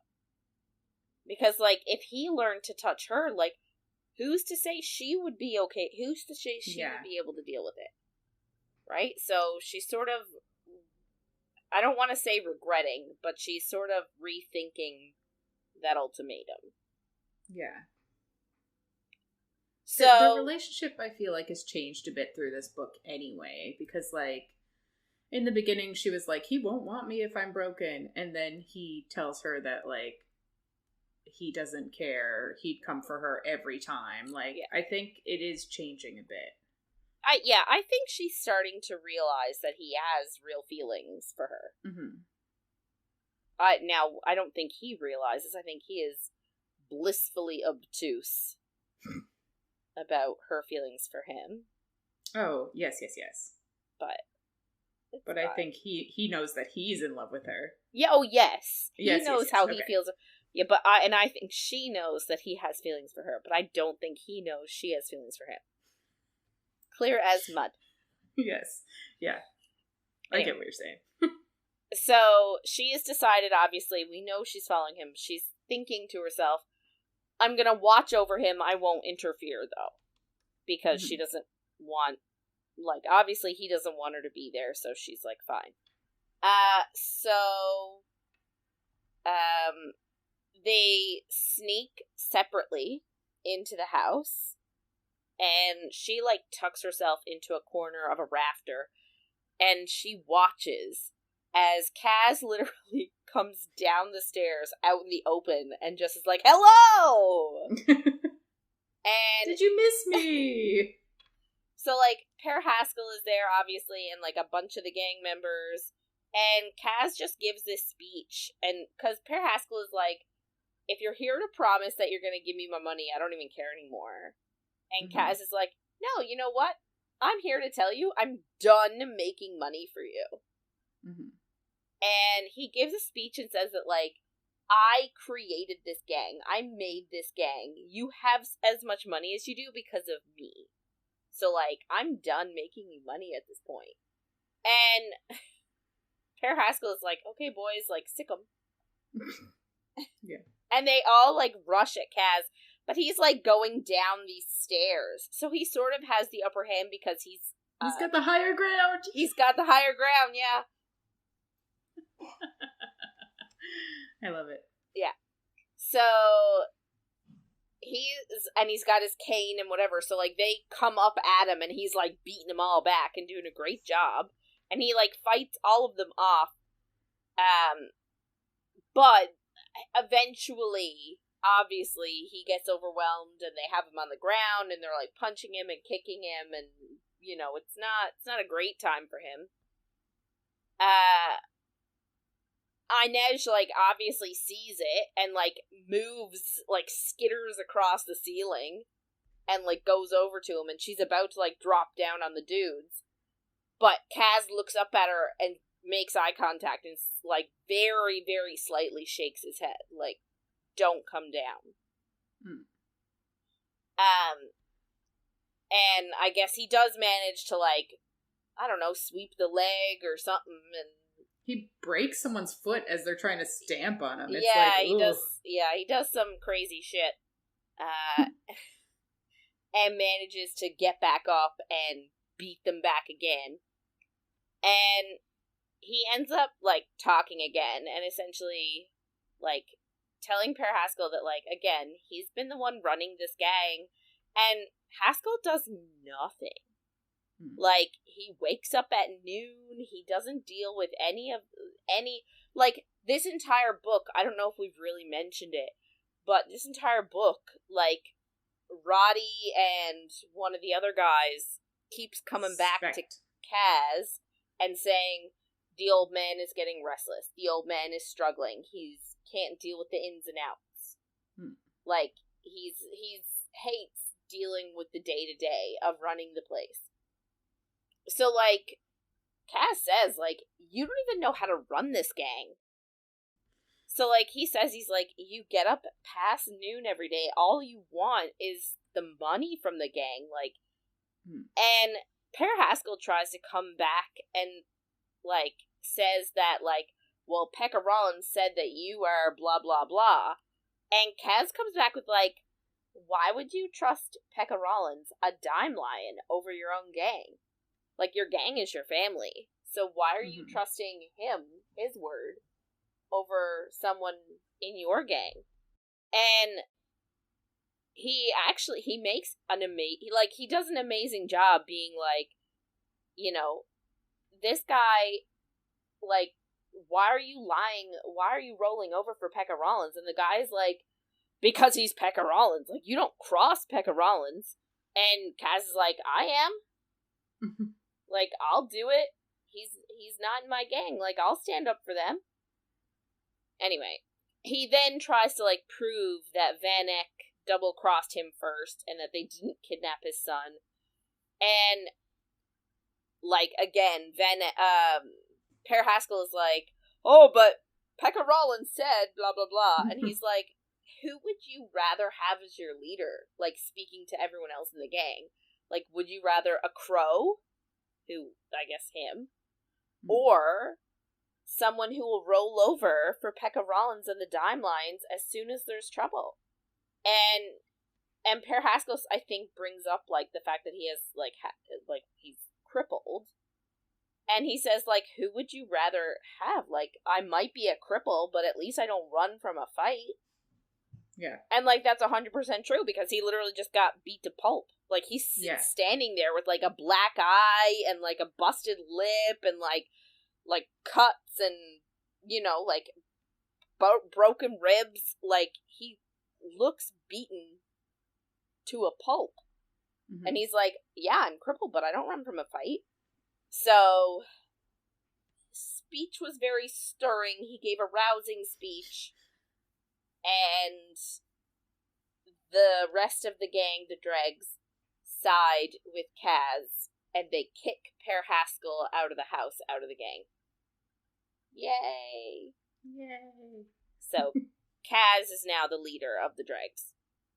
And, I mean, he was anyway, but now he is, like, in name as well. So, I guess he deals with some work there, and then he goes back to the hotel room. Obviously, he looks beaten to a pulp, but, like, everyone's like, do you want us to help you? And he's like, no, don't help. Inej obviously comes back separately. She had to, I think I said at the beginning that she had to run a letter to the embassy for Jenya and Zoya. So she did that. She managed to get through all the barricades, all the Stad Watch that are literally swarming the city. And the letter was asking them to meet about the plan. So the plan is for them to meet them in the hotel baths. It's actually really funny because they were like, aren't there going to be other people there? And Nina's like, oh, I booked it all. I booked everything out. Mr. Rietveld doesn't like being naked in front of others. So I thought that was really cute. Yeah. I love it. Smart. Yeah. So Wylan asks Nina if he thinks Jenya will be able to tailor him back the way he looked before. He is really pissed just about the whole Jesper kissing Kuwei thing. And he's just sick of looking like someone else. He wants to look like himself again. Yeah. Of course. Yeah. And I think that's valid. Like, you see the person you like kissing someone else because they think they're you. Well, yeah, I don't even know if he realizes that. Yeah, no, I know. It's true. Because he's not very bright. No, you're right. In obviously Jesper doesn't think he's kissing, we know that. Yeah. There's clearly chemistry between Wylan and Jesper. Obviously Jesper's not going to go kiss Kuwei, but Wylan's like, I'm not good enough for this thief. Yeah. So Kaz decides that he is going to the meeting, Jesper is going, and Wylan is going. He doesn't want Nina to go. And Kaz sort of says, like, if you go, you're gonna be acting more like a Ravkin soldier. Like, you're sort of... He says that, like, she can't really pick a side. And he needs her to be on their side for this meeting. And if she's there, she's gonna start seeing it from both sides. Yeah. So she says, okay, fine, I'll stay home, I'll stay back, but if I can't go, I want Inej to go for me. Because she just wants to make sure that they're being treated fairly. Yeah. But Inej is like, I don't want to go. Because apparently, Ravkins haven't treated the Suli very well. So she's not feeling very kind towards Ravkin leaders right now. Yeah. Which we haven't really gotten into, and we probably won't at this point. But no. I'd like to, it's something I would be interested in knowing. Oh. Yeah. So Ravka is on, so the Suli people are nomadic, I think, because Ravka, Fjorda, and Shuhan took over their land, is what Grishaverse is telling me. Oh. Grishaverse wiki. Oh. So, yeah, so I guess that makes sense. Like, that would be a reason to dislike them, for sure. Yeah. Anyway, so Nina's like, oh, didn't really think of that, so that settles it. She's just letting it go. After that, Jesper tries to talk to Wylan about the kiss, but Wylan is like, he tries to brush it off and be like, you don't have to explain it to me, like, it's fine. We're not, like, obviously they're not anything. If you like Kuwei, it's fine. Yeah. And Jesper's like, obviously I thought it was you, like, you were sitting in front of the piano. I thought it was you. But that almost makes it worse for Wylan, because now he's upset that Jesper can't tell the two of them apart. Yeah. And he sort of is like, oh, most of the time I can. But I guess Jesper was feeling a bunch of feels and just didn't really, like, notice. He just wasn't in a spot. So instead, like, I guess he tries to make it up to Wylan by giving him a little cameo. Like, it's a really small little miniature painting of himself, of Wylan when he was around 8 years old.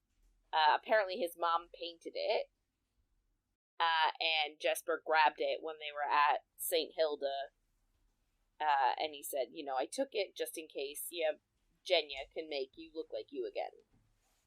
So, yeah, so I guess Jesper had grabbed it just in case they were able to track down Jenya to make Wylan tailor him back to himself. So now they have a sort of a reference photo.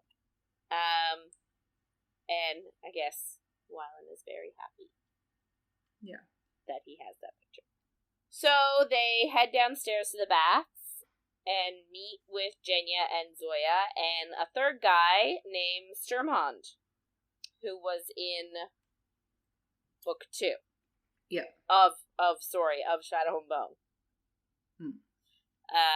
Yeah, not this book. Not we're this reading book, currently. obviously. But also this book. Yes. So yeah.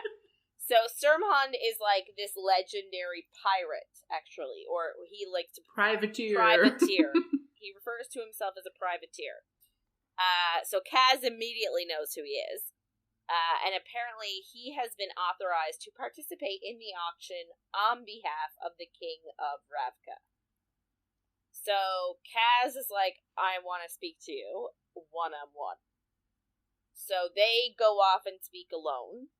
And Wylan asks Jenya if she can fix it. Mm-hmm. And she agrees to try and goes to get her kit.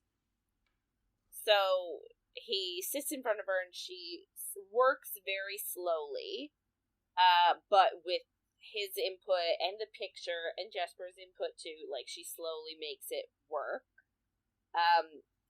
They chat a little bit as it's happening. He does actually tell her he can't read, like, it's a big step for him. Mm-hmm. Because he's trying to do what Kaz mentioned, right? How, like, he lets him be ashamed of it. Yeah. So he's trying, I think, in this instance, to own it, I guess. Yeah, it's less shameful, I guess, if you tell people. Yeah. So he told Jenya, and I love Jenya so much. Me too.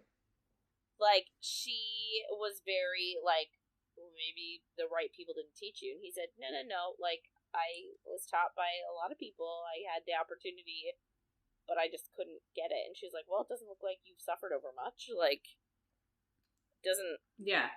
You know, it doesn't look like you're doing too bad for yourself. She doesn't pity him. No, which is nice. Good for him. Good for her. And him, I guess. So, anyway, they chat a little bit more until she's all done. He looks like himself again. So, Jesper and Wylan go back to the room and chat. Wylan makes the suggestion... I guess they're talking because Jesper is like, you know, I know why you told her about you reading, and you want me to start telling people that I'm Grisha, but, like, I'm fine. And he's like, no, not really. I'm just trying to claim it. Like, it has nothing to do with you. Yeah. And they sort of chat a little bit more, and then, like, because Jesper's like, well, obviously, like, I'm fine, like, I'm not getting weak like people do when they're Grisha and are using their powers. I don't use my powers, and I'm fine, so, like, and Wyland just sort of says, like, did you ever think it's because you use your power, and that's what makes you such a good shot? And he's sort of like, what? No, like, no way. You know, I grew up on a farm. I grew up in the country. Like, he thinks it's because he's country that he's such a good shot. But yeah, all I can think is country music, though. Country road, take me home. But yeah, so then he's, after like a split second, he thinks about it. He's like, shit. My mom taught me how to shoot. My mom is a fabricator. Like, maybe I do use my power to help me shoot. Yeah, I think he's like, his mother taught him how to, like, feel the target instead of actually just see it. And you're like, obviously, you're feeling the components. Yep. It's ridiculous. Anyway, so he's like, he's not okay, and he's at this revelation. He's like, oh my god, and he's feeling itchy, like he just wants to get out, like he doesn't want to be there. But then all of a sudden, Wyland kisses him. Whee! Yay! And he says it's like a stampede in his chest. Like, it's amazing. Yeah, because the first one was Akko and felt wrong because it wasn't Wyland. Yeah. So it's like, I don't know, it's just a really cute. So he says, just the way he describes the kiss is really cute. So he says his mind emptied. I'm reading a little bit now. He wasn't thinking of what had happened before or what might happen next. There was only the reality of Wyland's mouth, the press of his lips, then the fine bones of his neck, the silky feel of his curls as Jesper cupped his nape and drew him nearer. This was the kiss he'd been waiting for. It was a gunshot. It was prairie fire. It was the spin of Maker's wheel. Jesper felt the pounding of his heart. Or was it Wyland's? Like a stampede in his chest. And the only thought in his head was a happy, startled, oh. It's just so cute. Yeah. It's adorable. Anyway. I love them. Yeah. So, we leave them, and we go to Nina's POV. And she said that she's annoyed that, so I guess she's found out that Genya had tailored Wyland back to normal, and also had tailored Kaz, and sort of, like, reduced the swelling a little bit in his face, you know, like, sort of tailored a few of his injuries, and she's annoyed that she didn't get to watch. But they then, as a group, decide they're going to send out invitations in the paper the next day, planning the auction for 4 days from then. So they're not allowing there to be a whole lot of time in between. Yeah. But enough time for them to, like, get this whole Yurta consortium thing off the ground. So, the shoe, I guess Inej is still, like, their little wraith, their lookout, and she goes, like, prowling around and tells them that apparently the shoe ambassador, after the auction had been announced, shoe ambassador went to the docks to try and convince the Council of Tides to release their ships.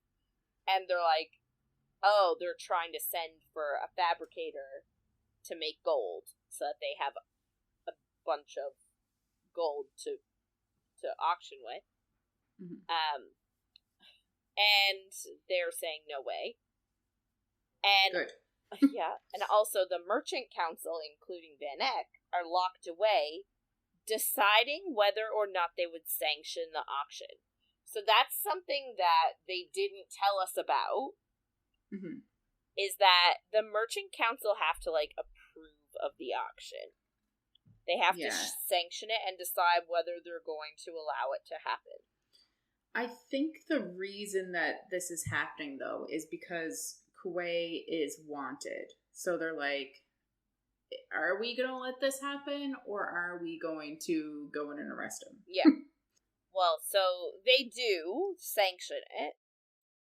The next thing is trying to get them interested in the consortium. And they decide to do that through their youngest member. His name is Carl Dryden. So he was the one that was passing out flyers for the details of the auction.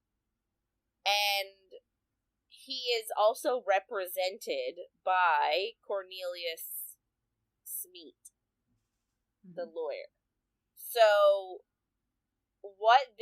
it's a brilliant move, actually. So what they do is they get 2 random dregs gang members to dress as Stadwatch officers, and they purposefully encounter one of the lawyer's runners delivering mail to Carl Dryden, and they demand to search it, as is their right now, because there's like a huge, everything is like on lockdown. So they go through the papers, but they manage to slip something that Weiland made into the mail, and it's like they're calling it a stamp. Essentially, it's like a way for an impression to be left on one of his letters, but it's designed to look like ink ran through another piece of paper onto this piece of paper. So it's not super legible, but like enough for him to see it and get a lead. Quite convoluted, actually. Yeah. And essentially, but no one would suspect it. No. Because it's insane. Yeah. So essentially it's just a way to give Dryden the information without him suspecting that he's being fed the information.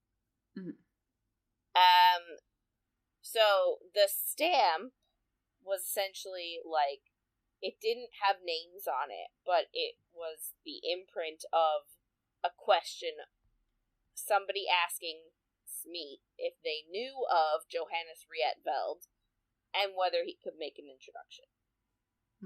So it just puts the name of Johannes Rietveld into Carl Dryden's ear. So, while this is going on, Kaz has Jesper's dad, Colm, sit in the dining room of the hotel every day and have supper, and he invites members of Kirch's merchant, like the trade and the banking community. He invites them to come have supper with them. So he just sits there and has supper, and they just chat. Like, they don't talk a lot about business. Like, they talk about, like, you know, the ins and outs of the community, but like, they don't specifically talk serious business. But the reason Kaz does that is for the sole fact that when the Merchant Council asks after Johannes Rietveld and what he does, how he spends his time, the hotel staff could say, he's meeting with this banking guy, he's meeting with this trader guy, like, he's meeting with all of these, like, respected members of the business community. Yeah. Which is smart. They also managed to have Nina present as well. And she is there as herself. She's not there. She's not hiding, pretending to be someone else. Yeah. She's just acting like who she is, a Grisha Heartrender, who was contracted out to him after losing her job at the White Rose because it exploded. Yeah, fair. Right? And she said that, like, she even got to wear one of Jenya's keftas, and that she missed the feel of it. It was, like, soft and thick, and, like, it just reminded her of home so much, and she missed it. Which is nice. I feel for her. Yeah. So, 2 days before the auction is about to happen, they're starting to, like, stress, because the Merchant Council the ones they're counting on to provide them with the funds so that Ravka can purchase Kuwei, have not deigned to meet them yet. But 2 days before the auction, Dryden asks for a meeting with Colm. So he just comes into the hotel and sees where he's sitting and comes over and says, "Can we chat?" But he has Van Eck with him. And so they sit and they chat a little bit, and they're feeling each other out, like seeing if who's sus out of the two, like out of the three of them. Like they're just, you know how business deals work. It's like seeing if the other one's, you know what I'm talking about. I don't know how business deals work, but in books, I guess, and shows, yeah. But you know what I mean. Like they're always like they suss each other out first, right? And they like say things like, "Well, I actually have another meeting now, and I have to go," just like the other is like, "Oh, wait, to give, upper hands and all this jazz." Yeah. So, in the end, after their meeting, they managed to come to an agreement that the Merchant Council will have the money for them in 24 hours. And I really liked, it was a cute little scene, seeing Jesper's dad do his best. Yeah. Do his best. It's true. Yeah. Oh, Sin. At the end of the meeting, it's one of my favorite things that happens, and I love it. So, I guess they get up, so I guess Colm, Jesper's dad, gets up to say, "Oh, I have somewhere else to be, so goodbye," and he goes to leave. And Van Eck stops Nina before she can leave and says, "I hear you've done work for Kaz Brecker before." And she said, "Yes, I have." But then she does something hilarious. She doesn't even let him come back at her with anything.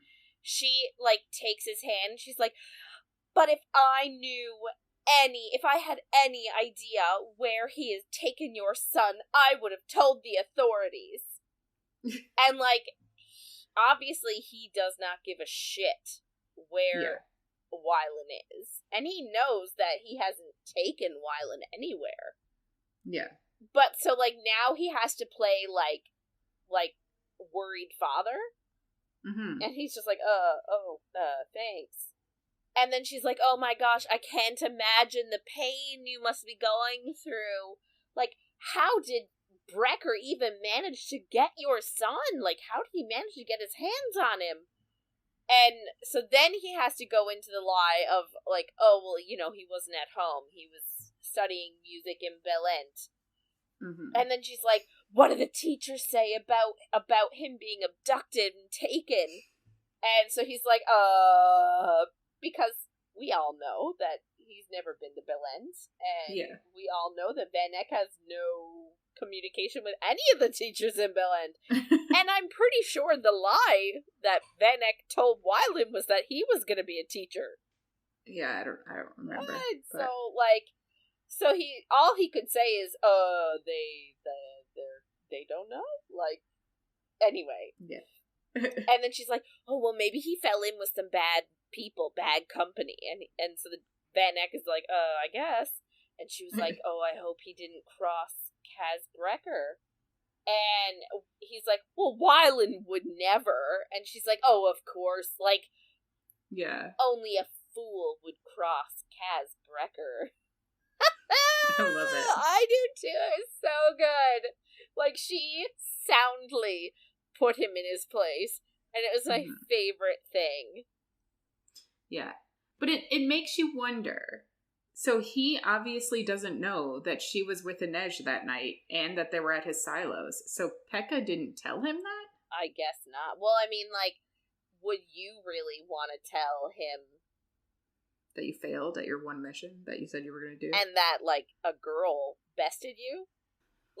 So do you think that they just didn't tell Pekka? I don't know, to be honest. I doubt, because, Pekka Rollins is... The Dimelions failed all 3 missions. Yes. They didn't get Kaz and Wylan at Venek's house. They didn't get Jesper, Wylan, and Matthias on the Black Veil. And they didn't get Nina and Inej at the silos. So, like, I feel like just saying that they failed is enough. Yeah, you'd think that they would have told Pekka where they went.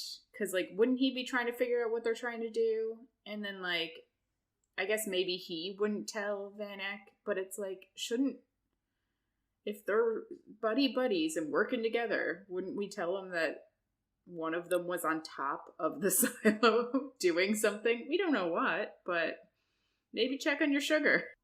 I guess the other issue could be, too, that, like, maybe Vanek does know about Nina, but, like, it's not like he can call her out in the middle of a crowded hotel room, or hotel dining room. And also, she just, like, turned it on him when there are other people present. Like, what's he gonna say? Yeah, that's true. It's just interesting, because you'd think that he would notice something happened to his sugar. But maybe he's just not telling anyone that either. I guess we don't really know. Yeah. Who knows, man? Yeah. So you're saying that this is not something that gets clarified? Well, what he knows right now doesn't get... Like, we don't find out what he knows at this exact moment. Yeah. But, like, we never really would, unless we got his point of view at this. Yeah.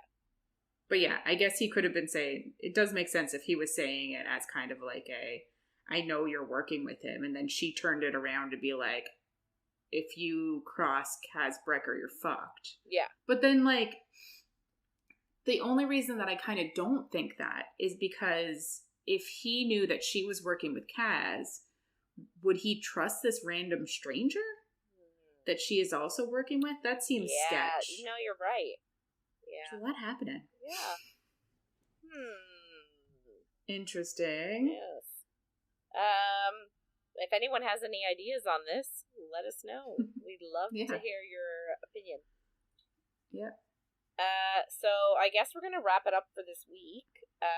If you want to get in touch with us and share your thoughts on anything you heard in our episodes, or if you have any book suggestions for us, please reach out to us by email at coffeeandcoread@gmail.com or on Instagram, Facebook, or Twitter at coffeeandcoread.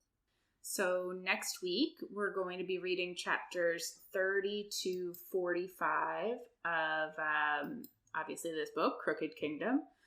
We're not changing at the last week. So make sure to follow along. And if you're enjoying our chats, don't forget to follow, rate, and review wherever you get our content. Thanks for listening, everybody, and we'll see you on the next page.